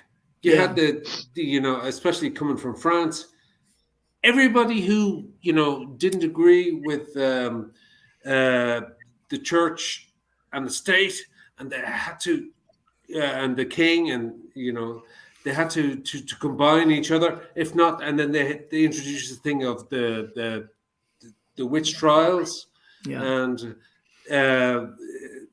this whole idea of being.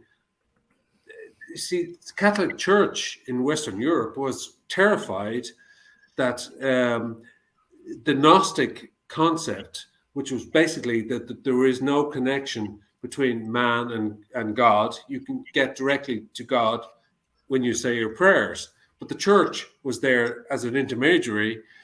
So anyone who disagreed with that was a heretic. And they were burnt in their thousands all across Europe. See, that's the thing, it's just like nothing has changed. They were burnt in their thousands, burnt at the stake.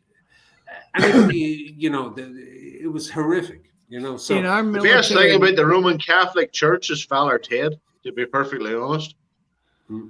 In the military now here in the United States, the Americans won't get that reference, but I'm sure you will now. Of course they do. But it's a lot more violent than that, probably. Especially with the abuse, Derek. Are you a racist now, Father Ted? Should we all be racists? No, we shouldn't. Down with this sort of thing. With this sort of thing.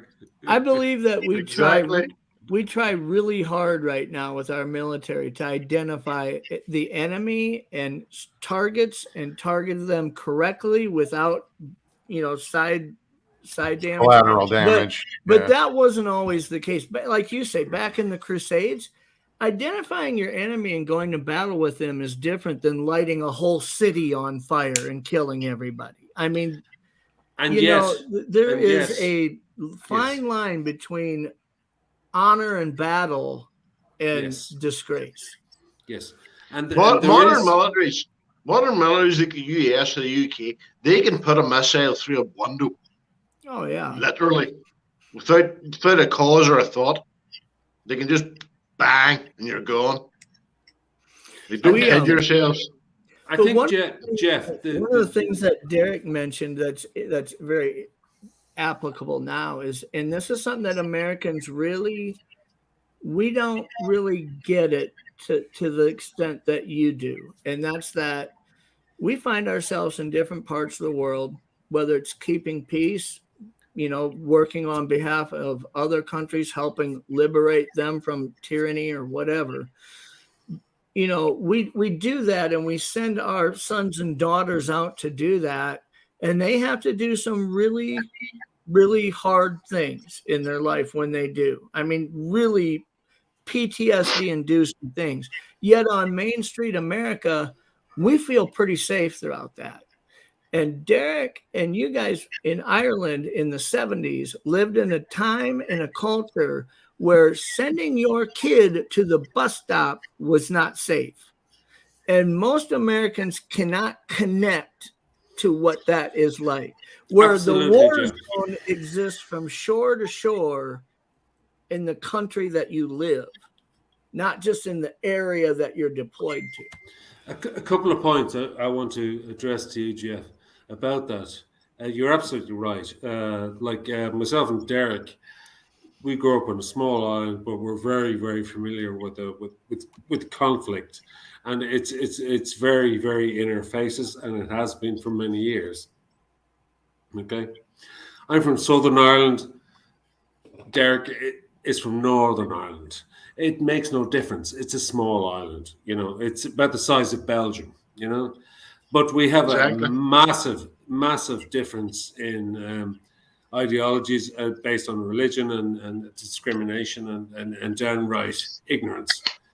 The Americans, you guys have a problem. You've always had a problem and I'm going to go on just for a couple of minutes. This is no insult to Americans. I love Americans. Some of my best friends are Americans, the most intelligent and insightful people I know, right? But you touched on it a few minutes ago, Jeff. You're not quite sure why you're there. What are you fighting for? Who are you fighting for? And why are you fighting for it?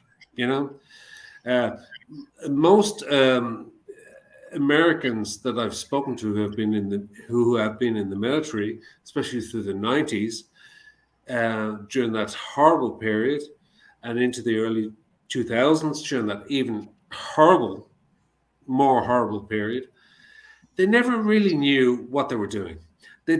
It's like we're trying to, come in and do something good for these people.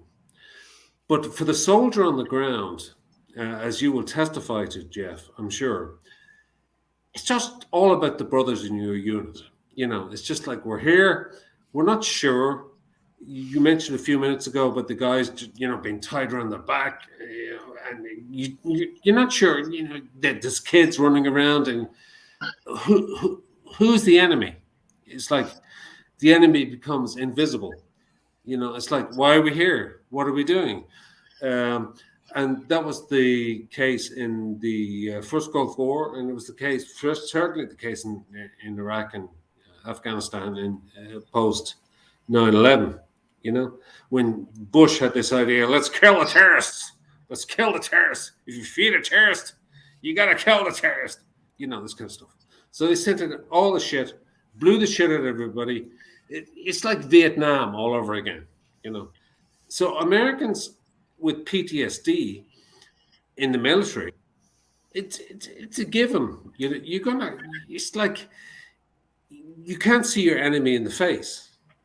Well, I think the biggest problem that we face now. Does that make sense, by the way? Yeah, it does. But, I look at it this way. Had we not done anything and we let Iraq take over Saudi Arabia, that would not have been good for the world anywhere. I mean, and if we weren't going to come in and stop them, who was lined up to do it, really? Well, because the oil wouldn't flow as freely.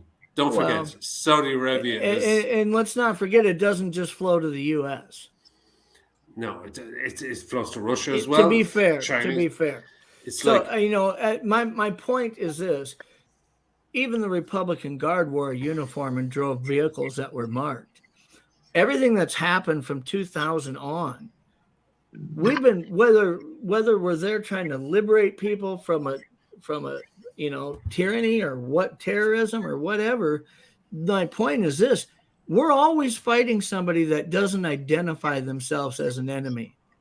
They use children to protect them. They don't wear uniforms. Yes, we're told to go after a force that you can't distinguish what that force is. That amplifies the PTSD and the experiences that are involved in it. So my point is that the military leads a lot more psychological evaluation and training in the area of how to recognize civilians and children and how they're looking, how they're seeming, how they're dressing, what they're doing, instead of sending in, all guns blazing. I'm just going to jump in here now. Of course. And I'm going to talk about the macro level. On the 7th of December, 1941, America got a hell of a shock whenever they got a nasty surprise attack from the Empire of Japan. No, they didn't like that. Oh, they really no, they definitely didn't like that. And America has never really recovered from that, because up to that point, they were basically isolationist. They didn't want to get involved in European wars. And let's face it, why the hell should they? We talk about a small island. We do live in a small island. They live in a big island, the way the fuck over there. What do they care what we're doing? But they were dragged into it. But they discovered that they were an enormous, an international powerhouse, that they could churn out tanks, ships, weapons, battleships, anything. They could just boom, boom, boom, churn the whole thing out. And then they were forced into being, because of the Soviet Union, being the alternative superpower. And then we're all men of a certain age, and we lived through that. We lived through that Cold War stage. And I think America's never recovered from. I genuinely think America's never recovered from Japan did to them in Pearl Harbor, to be perfectly honest. War! What is it good for? Absolutely nothing. Say it again. Well, keeps you in Edwin job. Starr, baby. Edwin Starr. War's good for young people. War's not good at all. I hate to say that, but that's true. It gives young people a purpose, and a focus, a love of their country, and things like that. But whenever you look back on it, what war ever did it? Country. I think that at least 3 of the guests here tonight are suffering from PTSD from a military point of view. I'm suffering it from a different point of view. I've actually reached a point to where I don't suffer from PTSD. I've got people in my squad that have tremendously suffered from it, but I have a complete understanding of why I was there and why I did what I did. And I'm comfortable with it. When the enemy, I know a great friend, right? And trust me on this. He's my brother. He's ex-military. He's actually very high in the ex-military. He won't actually tell me, but he's very, very, very astute when it comes to PTSD and the American forces, especially when they went to Afghanistan. Afghanistan was a clusterfuck. It was just like you had a bunch of young guys driving around in these armored vehicles, and they get blown off the road, and they didn't know who they were firing at, and it was like guerrilla warfare, and every town they went into, wasn't even a town. It was like everything was blown the shit up, or it was a small village. There was no guys coming out and saying, fuck you, we're going to kill you. There was nobody there, you know. So you went in, and half the time you killed children, you bombed hospitals.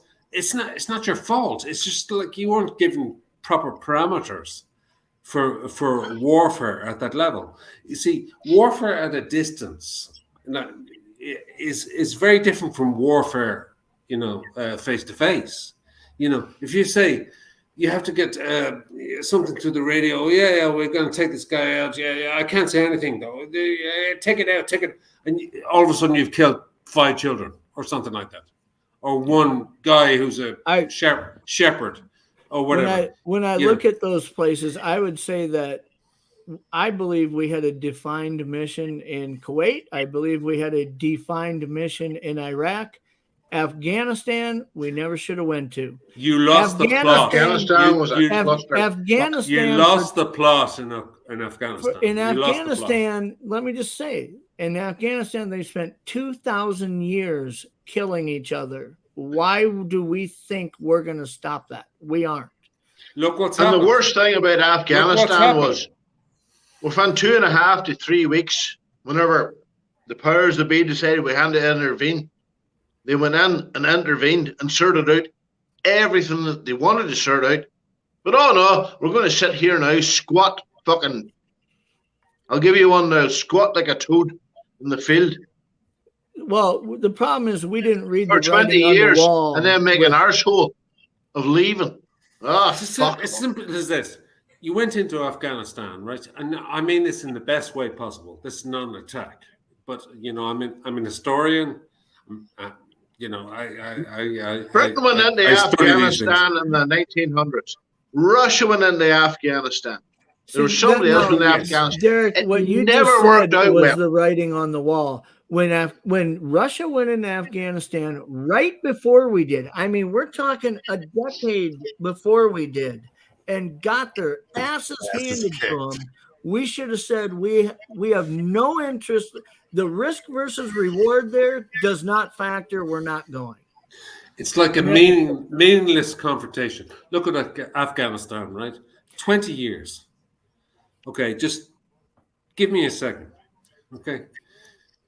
You guys spent 20 years in Afghanistan, right? Since 9/11. I think 3,000 military personnel were killed. Something like 350,000 Afghan civilians were killed, blown up. And 20 years later, the Taliban takes over the country. The Americans leave, and the whole country's in the shit. Yeah. So we just delayed the inevitable is all that we did. No. It was going to happen anyways. The Taliban was going to take over on day one. What was the point of you being there in the first place? No, I would say that there was a point to be in these other areas. There wasn't one in Afghanistan. I've came out and said that right out of the gate. I will say, though, to be fair, when we talk about the casualties the U.S. endured, and then you talk about there's 350,000 civilians, you didn't say one number. I assume you're looping in the Taliban and everybody in the civilian body count. Because overall, the Taliban wasn't civilians. They weren't. It's a totally different cultural situation in those countries. I mean, it was the same in Vietnam. You guys were just not ready for what these guys are capable of. But you're missing my point.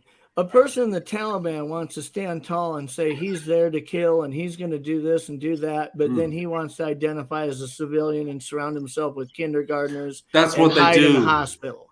That's what they do. I agree that's what they do. But my point now was that when you say there's 350,000 civilians, there was probably closer to about 100,000 civilians and 250,000 really bad motherfuckers who needed to die. Yeah, but you don't know that for sure. The point is, Niall, but the point is, you don't know that for sure, Jeff.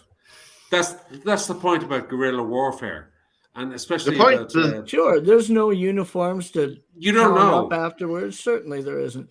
And like I say, I'll revert back to we never should have went there. So I'm not trying to justify any of that. I'm just saying it's really easy to look at it and say, you guys lost this many military members, and then there was 350,000 civilians lost over there. No, they weren't all civilians. The overwhelming majority of them were very bad people. Well, that's setting ideology aside. That's a very sweeping statement. The overall majority of them were very bad people. How do Well, you know, okay, Jeff? let's not use the term very bad people. Let's say the overall majority were people who wanted to kill civilians. And Why would they US want to kill servicemen. civilians? They use them Why? as a shield.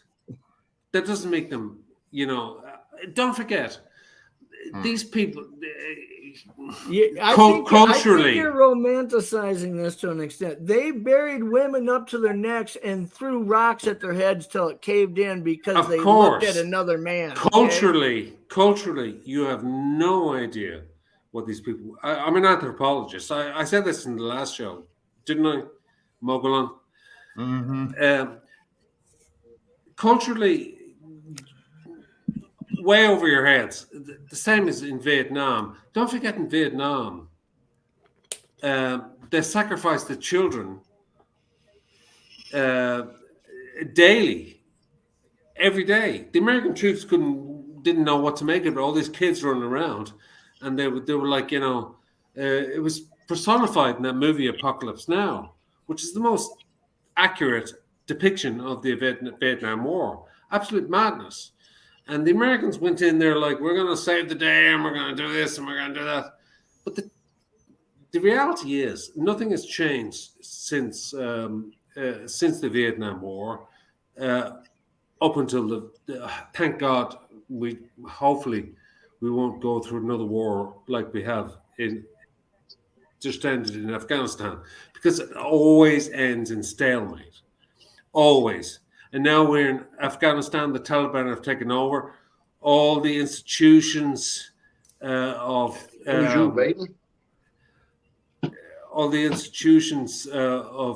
freedom and for the rights of women have been taken away again. The whole population is starving.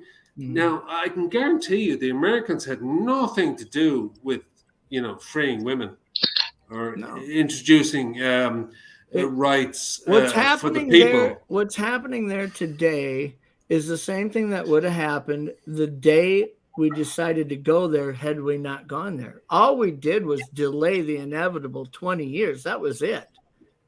At a large cost. Yeah, at a large cost on both sides. The thing now that you're not understanding is first world powers, especially the USA, the UK, there's a couple other ones. France might possibly be able to do it. A place like Afghanistan, if they wanted to, they could level it. It's only a flick of a button. If we wanted to play by our rules and not the world's rules, we probably would have leveled most of Afghanistan, and we would have turned it into because a Walmart. This is the thing, as Jeff said, it's because the international press are looking on and saying, "Oh, don't be cruel to these people that are shooting at you." They're only little hillbilly tribesmen or whatever. But any modern Western military could take these people out, like not even thinking about it, just bang, gone. I think the main problem with the military these days, just bear with me. I think the main problem with the military these days is that they have no discernible target, and emotionally they get confused in their minds. Who is the enemy? It's not it's not like you're going through a battlefield with tanks. Well, no, facing the enemy. It's like who's the enemy? Like, I'll disagree with you there, Neil, because the thing is, what most people in the military want is their pension and out to fuck. They want their wage at the end of the month, so they can go out and buy a beer and enjoy themselves. Fundamentally, what is the military there for? To protect the country, but also they have a set of ethics, So if a military, if you're trained up to the hilt, right, in the use of firearms and self-defense, and you know, you're a badass motherfucker, right? Right? But you have to have a reason to kill somebody else, right? This is the enemy. The psychological aspect comes into it with, these people aren't my enemies. I can't see it. Soldiers, I can't see any even enemies. in the military.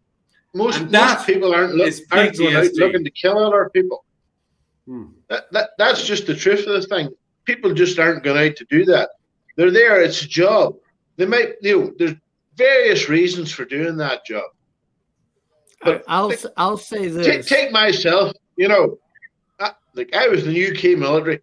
You do 12 years, you get a half pension. You do 22 years, you get a full pension. Well, there's a hell of incentive. You join at 18 years age, 30 years, you miss 1 month, then you're getting half your wage paid into the bank every month, and a pension. That's why people's in the military. They're not there to, the majority aren't there to hurt anybody or do anything. I hate to bust your bubble, Derek, but here in the U.S., we don't get paid shit to be in the military. No, I can make more money at fucking Taco John's than I can make in the fucking U.S. Army, okay? I can make more money at Taco Bell making soft shells than I can chasing around people in the military. We don't pay. And the scary thing is, Jeff, you can put an aircraft carrier 3 times the size. Let me finish. People join the military for the honor in the United States. That's why they join. It's an honor thing. They don't join it for the pensions. 90% of people join the military do not stay in 20 years for a pension. They go in for 3 or 4 years and they get out and they go to college and move on with their life. They do it out of honor. And part of the honor is understanding that if I'm sent somewhere, there will be an objective that we are going to achieve that makes the world a better place. And what was wrong, what was wrong with Afghanistan and what was wrong with Vietnam is there was not a clear objective. When we went to Iraq, there was a clear objective. Kill fucking Saddam Hussein and wipe out the Republican Guard so these people can live the way they want to live. Let them vote in a government that will actually run that country the way everybody wants it run, not the way one guy wants it run. I'm sorry, Jeff, but again, you're contradicting yourself, as every American in the military does. You went after Saddam Hussein, except I thought you were going after Osama bin Laden, who's in a totally different country. But you decided to go after Iraq. It's just like when Bush said we're going after. Obviously, it was for the oil. Obviously, I mean it's so obvious. It's just. I don't know, because here's the thing. Everybody says we went in there for the oil, but here's the deal: we entailed trillions of dollars in debt to be there and to get rid of a Saddam Hussein and try to get rid of Osama bin Laden. And to my knowledge, to this day, we haven't been repaid $1 fucking for doing that. Not one barrel of oil for doing maybe that. So how did we go in there for the oil? Because it's easy. It's a nice narrative to say. Saddam it had never nothing to do with 9/11, right? Nothing to do with 9/11. No, but we went in after Saddam under different pretexts. We went after Osama bin Laden because we were going to go after the people who knocked these buildings down, as Bush said.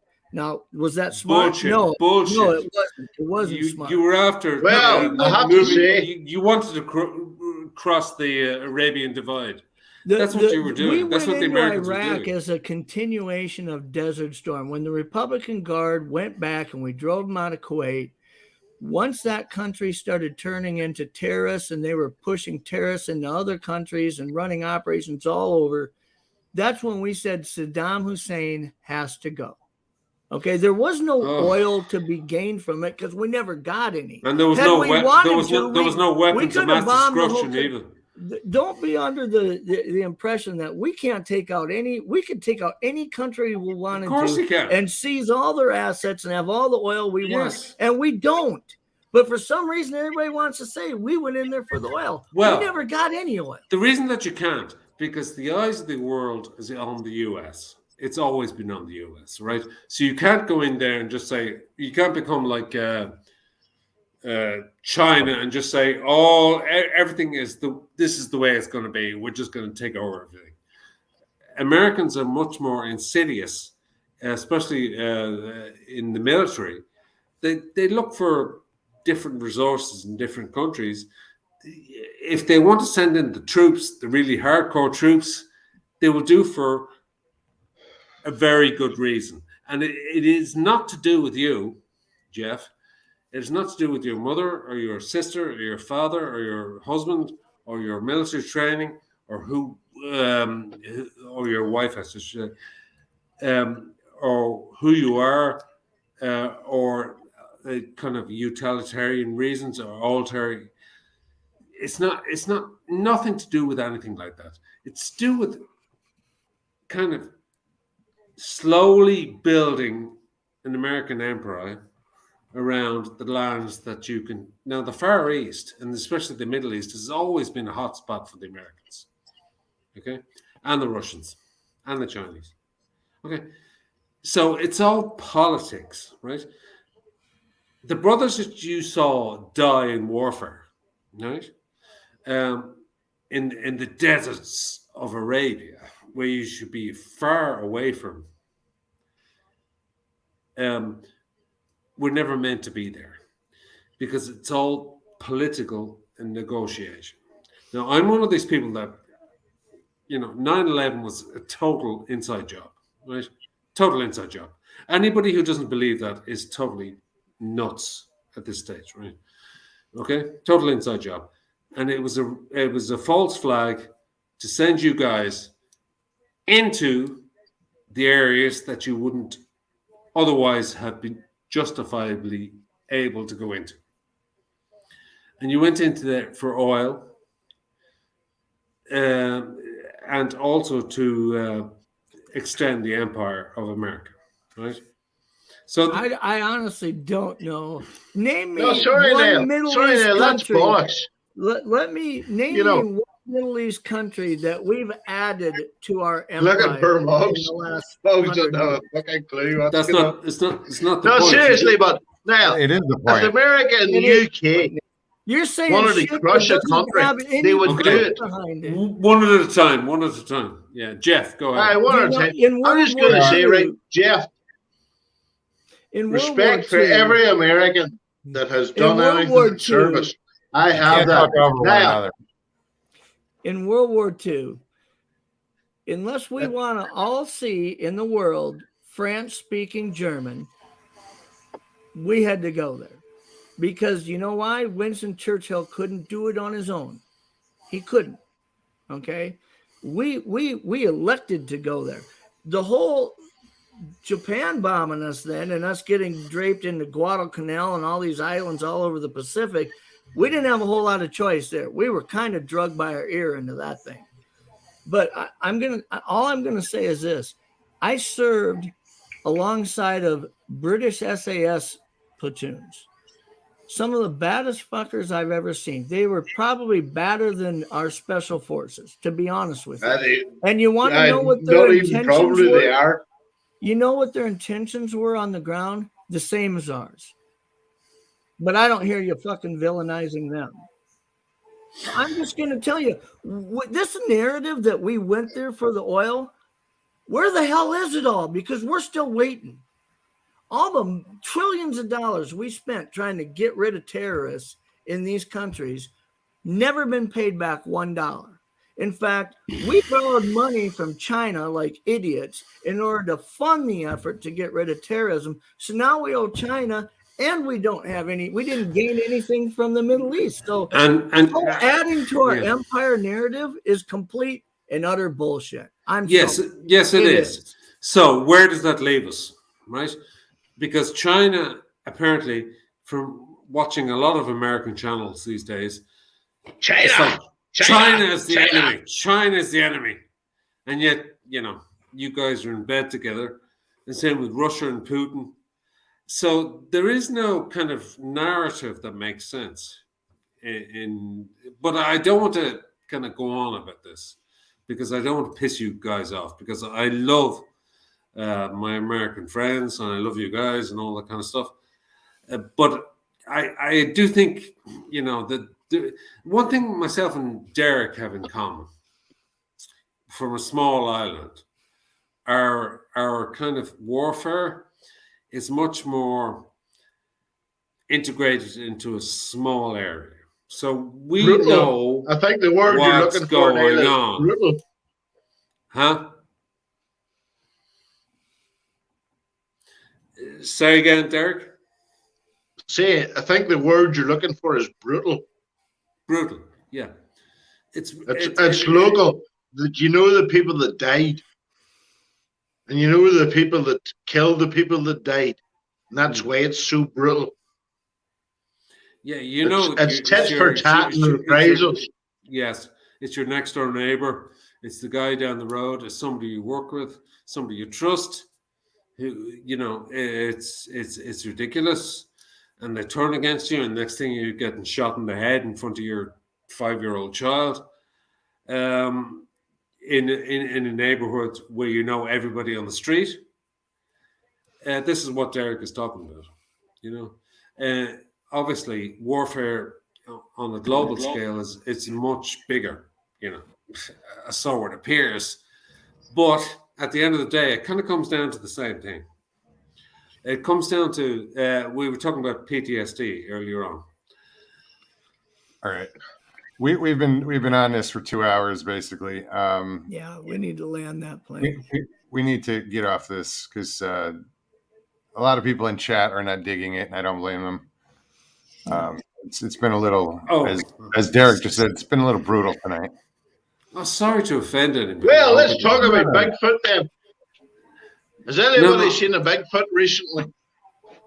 I'm sorry, and to my American friends, I'm sorry. I apologize. You know. Okay. I had a few nerves. No, it's all right now. Don't worry about it. And here's the thing. I don't think you should look at this and say, boy, they got ruffled easily or this and that. I if I'm going to be brutally honest with you, I would say that the way you context many of the things you said wasn't done well. That's my opinion.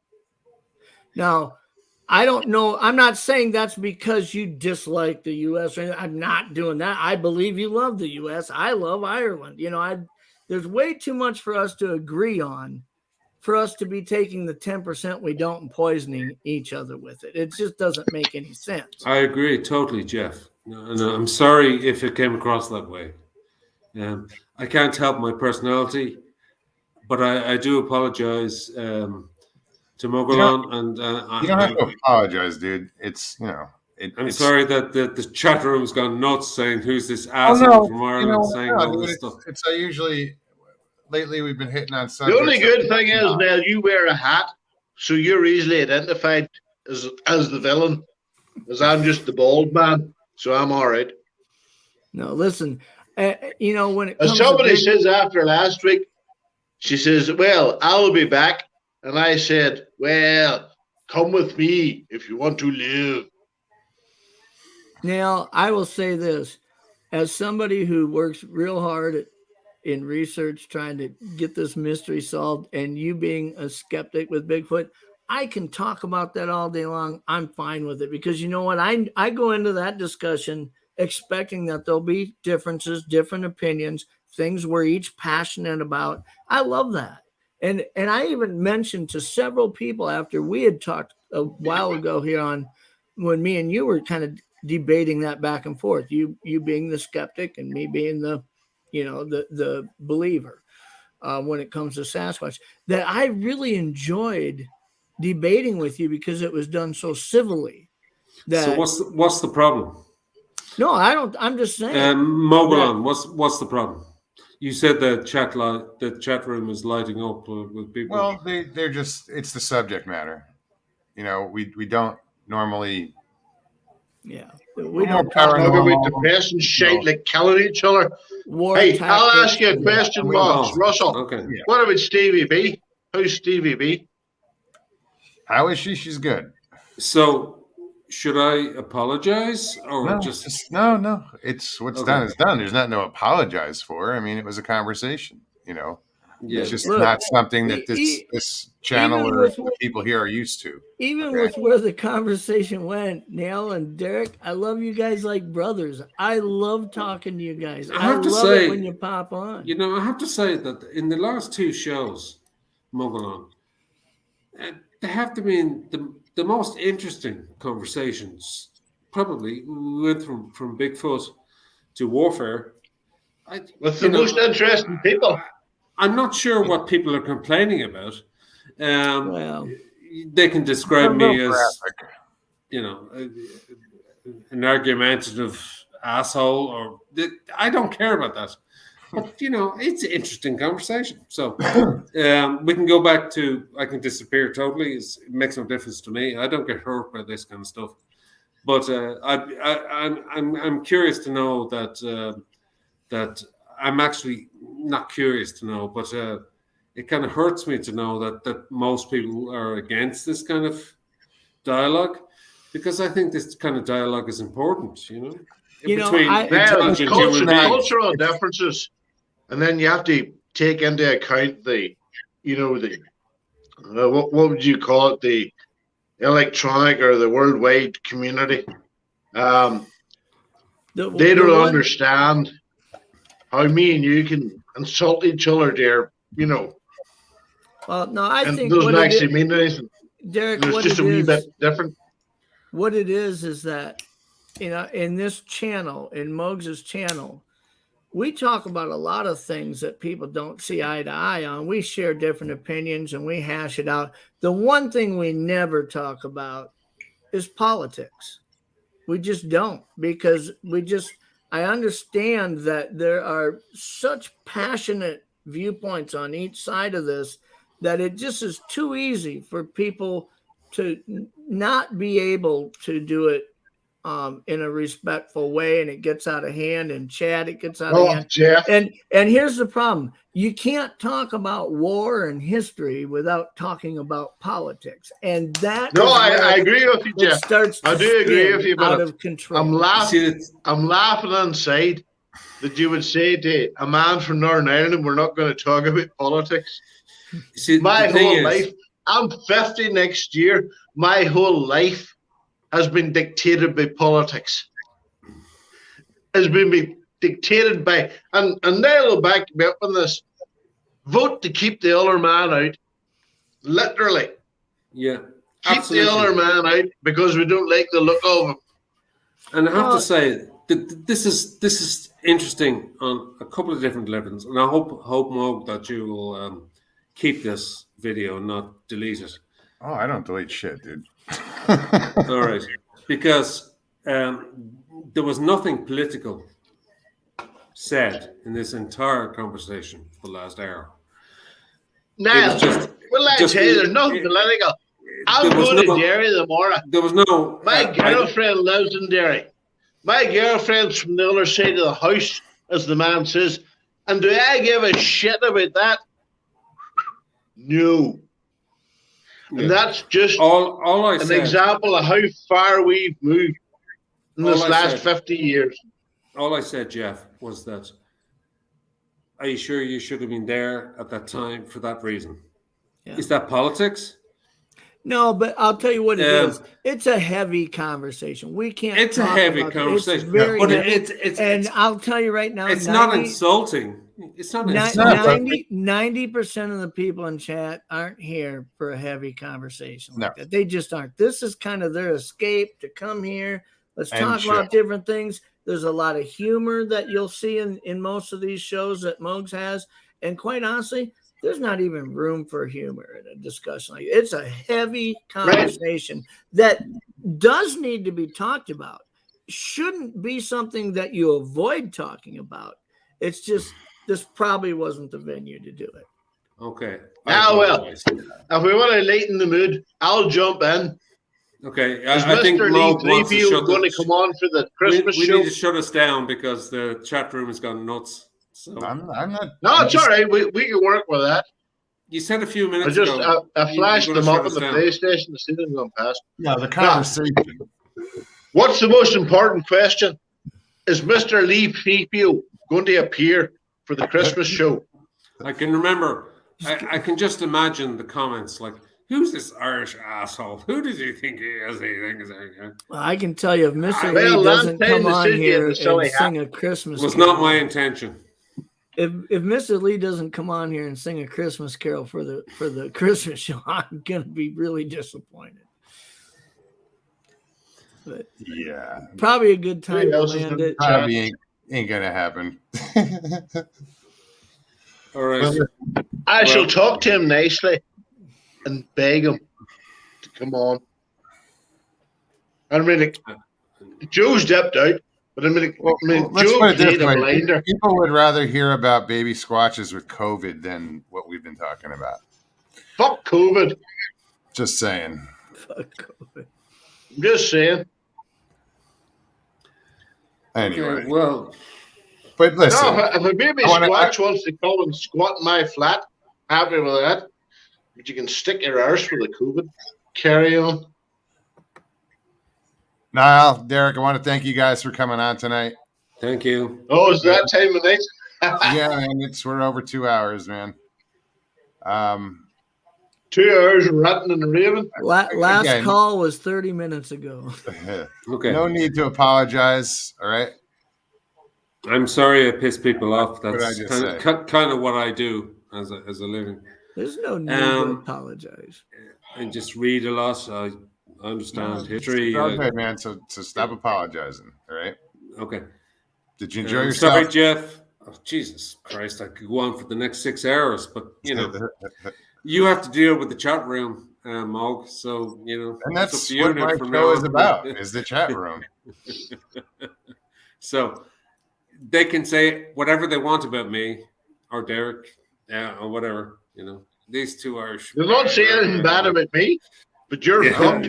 No, you're part of the family. But they'll probably say everything. He's wearing a different hat tonight. He's who's this Irish dickhead? He's wearing.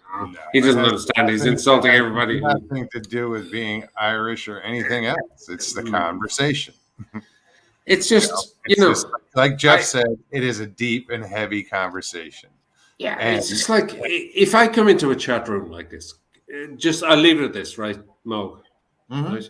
If I come into a chat room like this, I'm not going to talk about, taking my dog for a walk, or looking at the trees or going down by the river.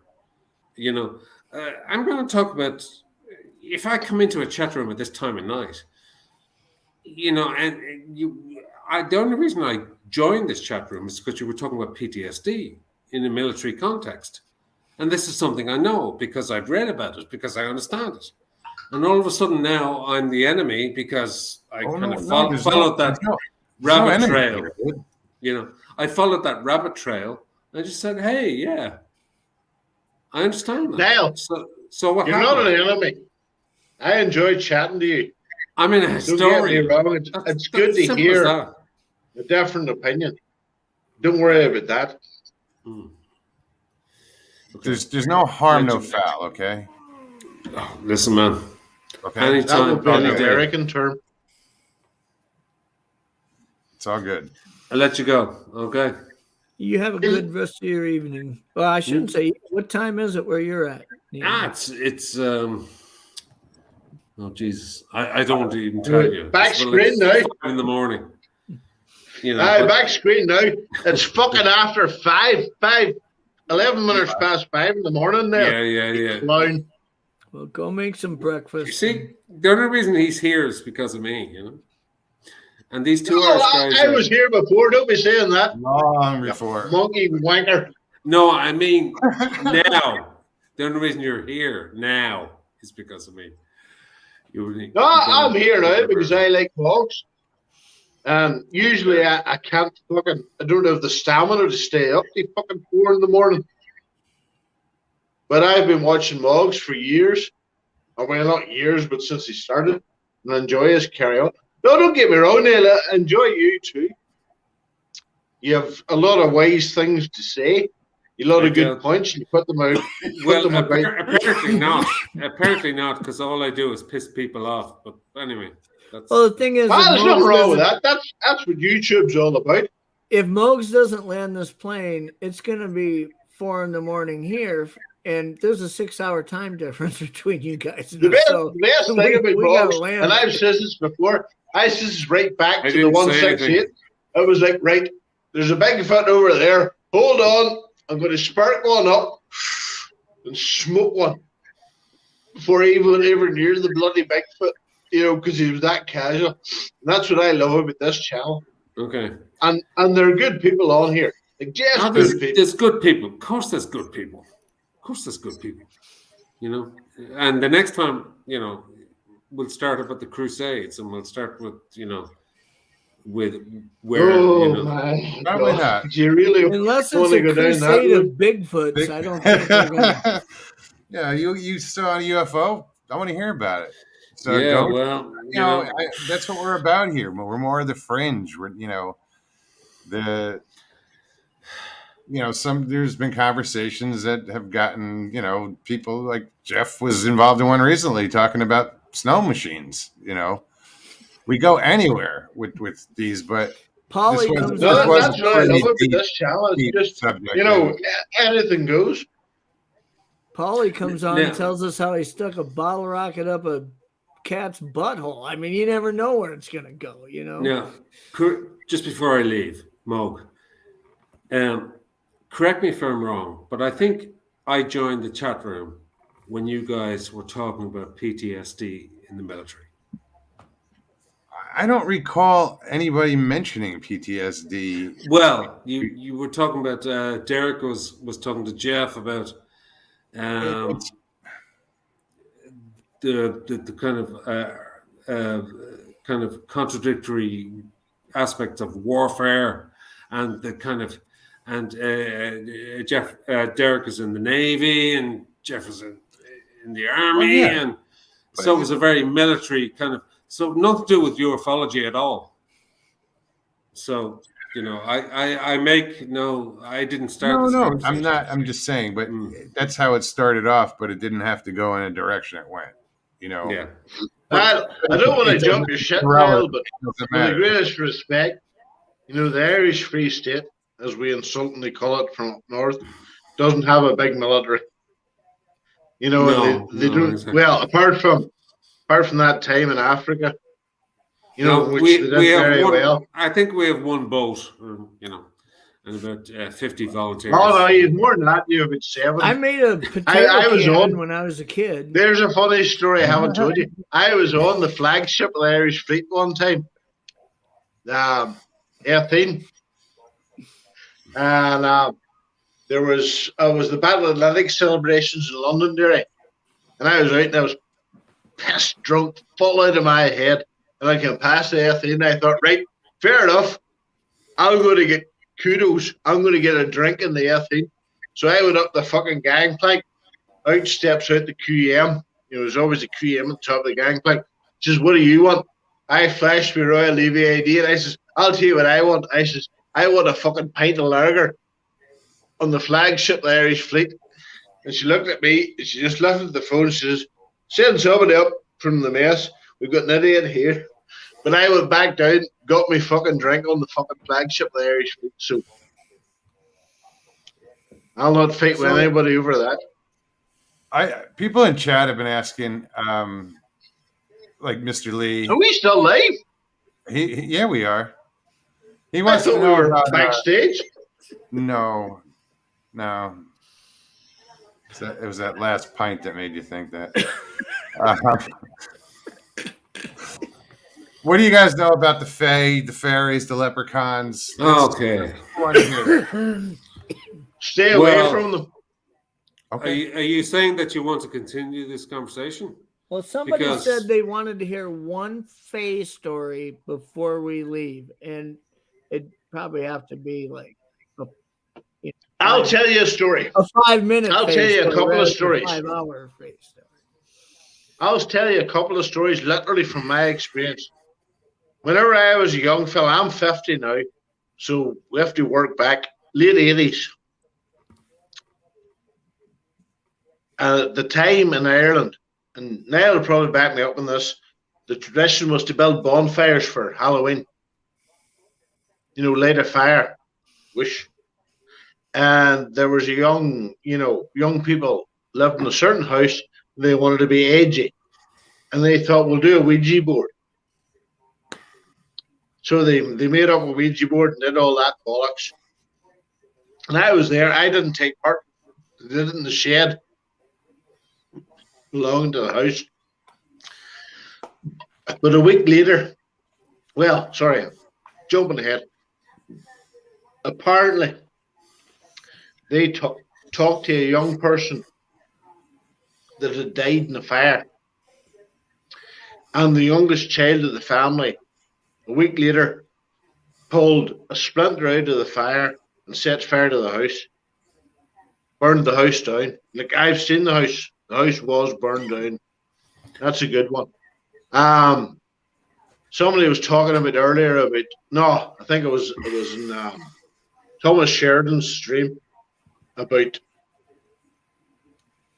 I'm pointing now, I do this, I'm terrible at this, I point with my hands and talk with my hands.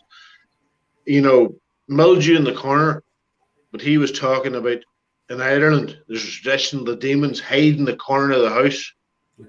Demons.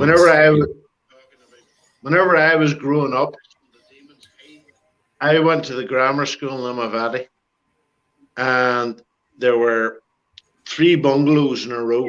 You know, they were old pensioners' homes. And there was people left them in a hurry. And the big, the reason given was they saw a small creature crouched down in the corner of the room. Oh, that's right. And was watching them. Let's see, what's the other scary one? Well, my daughter and her stepfather, this is about 4 years ago, on a Friday night, they used to come into the town and get pizza or Chinese or Indian or whatever was the dish of the night. And they were coming back up, and they went, you know, they live in the shithole up the top of the mountain. It's a nice house, but up the top of the mountain. And the road curves. As they came round the curve, there was a black creature that passed in front of them, you know, belly down, wiggle, wiggle, wiggle, and crossed the thing. Like, I suspect it was an exotic pet that was let loose. It scared the life out of the wee girl. Yeah, just to answer your question, Mog, about the Fae and the Irish fairy folk. For Americans, it's kind of like a Hollywood kind of fantasy. You know, we have this idea of the leprechauns and where are the little fairy folk at the bottom of the garden, but we're all happy. You know, give us a whiskey and we'll be fine. You know, give us a whiskey and we'll be fine. But the truth is, there is many unexplained phenomena, which I've experienced myself on many occasions. The nature of this country is very, very insular, in that everything is contained within the land. This land is drenched in blood, right? And it's drenched in folklore, okay?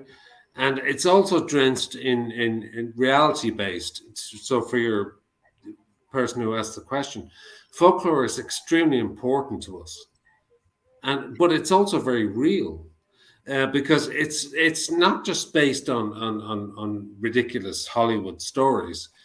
It's based on a kind of what I call a daemonic, you know, as opposed to it's spelled slightly differently, a daemonic, which is a kind of a dimensional aspect that the Celtic peoples, not just us, you know, the Scots and the Welsh, and even into not the English, you know, because, you know, they had no imagination. So why would they? Into Scandinavia, you know, we're very, very connected to Norway. We're very, very connected to Denmark. We're very much a Viking race ourselves. So we adopt these folklore tales, but they are extremely profoundly interesting in that I don't know whether you've ever heard the term of an egregore. It's kind of like a cultural, self-infused representation of your cultural reality. So in other words, we create in our own minds many aspects of our own culture. Right.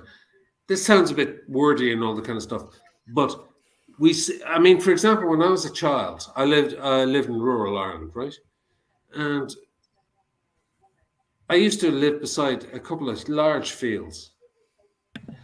And my father was a small-time engineer for the local county council, local county board, whatever you call it in the States.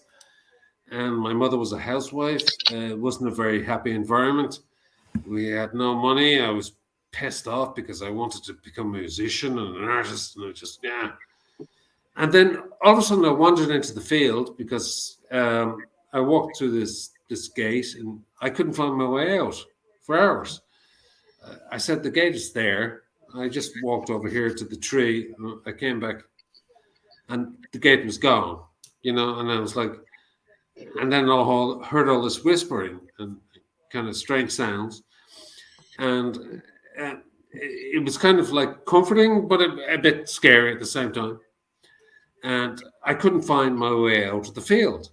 I literally couldn't. It was like a line of trees. The gate was gone. It was just like I was surrounded by like a fairy fort, what you would call a fairy fort, And a lot of the mounds that were built in Ireland were based upon this entire concept of the fairy fort. Like you were surrounded by something, okay? So everything had to have a circular mound around it. But I remember that particular day. I was only 7 years old, but I remember being terrified that I couldn't find my way out. And I heard these whispers and all these shadows going by, and I just, and the next day, I actually fell asleep in the middle of the field, and they came and said, I said, listen, I saw them. I couldn't find my way out, and they'd be like, hey, shh. And my grandmother said to me, no, it was the fairy folk. It was the fairies, And I was like, yeah, okay. That's great. It was the fairies.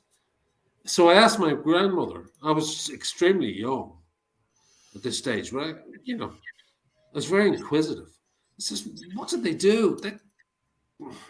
They show you, they try to scare you, because this is their land.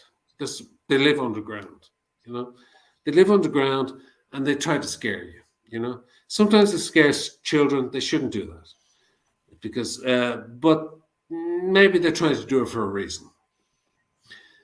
So in answer to the question that you posed earlier on, the fairy folk and the fairy folklore is very, very active in Ireland, and all throughout Scandinavia, all throughout Finland. It is extremely all throughout the North America, the indigenous population of North America. It's extremely important, the connection to the earth, because there's something under the earth and exists because of the earth, and exists despite of us. And I could go on all night about ufology if you want me to, but when it comes to particularly the fairy folk, gnomes, sprites, goblins, elves, these are the Virgin Mary appearing in front of you. These are very Irish concepts on the surface, but when you flesh them out, they're very globally accepted when it comes to ufology, and especially when it comes to abduction and strange occurrences. So all it takes is that. I didn't do that.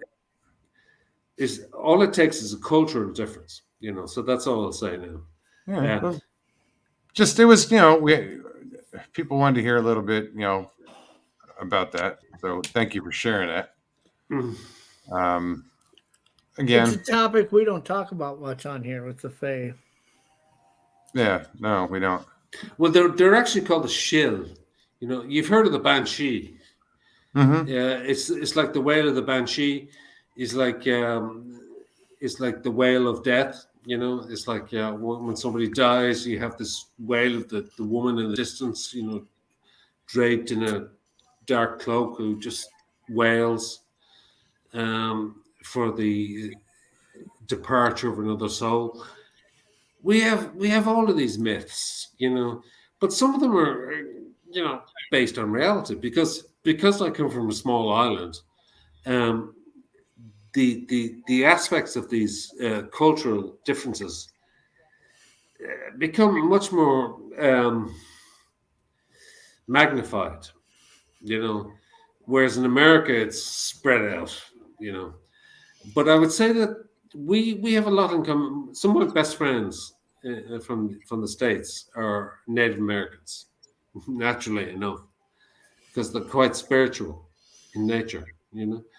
And this is one, if we get to know each other a bit better, maybe that's one aspect that we may discover about each other. But what we talk about is ufology, and these days is I kind of touched on with the Bigfoot thing. It's very much a dimensional thing. It's quite obvious to me. It's a dimensional kind of thing, but it's also cultural. So it's a bit like. Do you have a few more minutes, or do you want me to go? We're gonna wrap this up. Actually, okay, cool. Yeah, no worries. But yeah, no worries. We'll talk again. All right. Well, thank you very much for coming on. Thank you. It's a pleasure. Take care. For some. Good night. Good night. What's up, Jeff? Hey. Shit show, huh? I've got my messengers blowing up right now. Oh my God. No, I you know, hey, it goes where it goes, you know, but well, and I respect both Derek and Neil, and I'm not here to disrespect them. No, I felt that the way he delivered his message there for a while was really out of context, and I called him on it. I didn't want to create more friction by doing so, but it's pretty hard as somebody who's served to sit here and listen to it be thrown into that context. I think it was hard for a lot of people in chat to hear it, and it got, like I said, it's a heavier conversation than needs to take place on this channel. It really is. Nobody comes here to hear something of that magnitude being discussed. No, and I agree, and it's I you know, I let it go, you know, because you know, even I said anything can be talked about here, but you know, that was a little too deep. Yeah. Well, I will pop off, and you have a good rest of your week. We'll probably tune in Thursday night and see what's up. Yeah, man. Thanks. And listen, guys, check out Jeff's channel, please. You can find it on YouTube on Monday nights. It's called Pine Island Research, 8:00 p.m. Eastern. Looking forward to it, Jeff. Yeah, I was popping on here to thank you for plugging it. I really didn't intend to get in a diatribe of the whole history of the Middle East over the last 500 years, but you know, got to be prepared for anything, I guess, right? Yeah. But no, it is what it is. Like I said, you know. Yeah. I apologize to anybody in chat who, you know, and anybody listening, you know, that if it offended or it bothered you, my bad. Yeah, I apologize too. I've got some comments coming in saying, "Hey, you shouldn't have let yourself get sucked into that, and this and that." You know, that's it, and I let it go on, so it's all good. I'm not going to worry about it. All right. Well, you have a good rest of your night, Mugs. We'll see you later, bud. I'm looking forward to your show.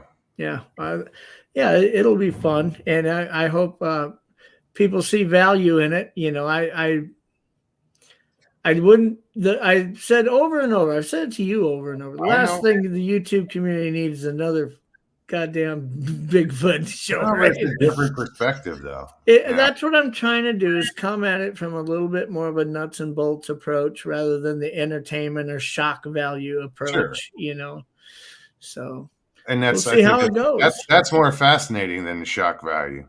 Well, to some people it is. Other people show up for a train wreck. I'm hoping that there won't be one. What do you know? I didn't think there would be here, but every now and then you'll go 3 shows in a row and it's just fun and lighthearted, and then there's a complete shit show. It's like you don't see it coming. It just happens. No, and you never do. And that's how it does happen. Just out of the blue, and it's like, you roll with it as long as you can. You will achieve sainthood at some point just for putting up with it, because you do a very good job of hiding the facial expressions that most of us wouldn't be able to hide if something like that goes on. Bandana. Because if you could see my forehead, it would just give it all away. All right, buddy. Well, you take care. Man. Tell Stevie I said hi. Will do. All right. Thanks. Well, guys, that was an interesting show. I want to thank everybody for hanging out and sticking with it. I know I lost some of you. Hopefully you'll come back on Thursday. That's about it. I'm whooped.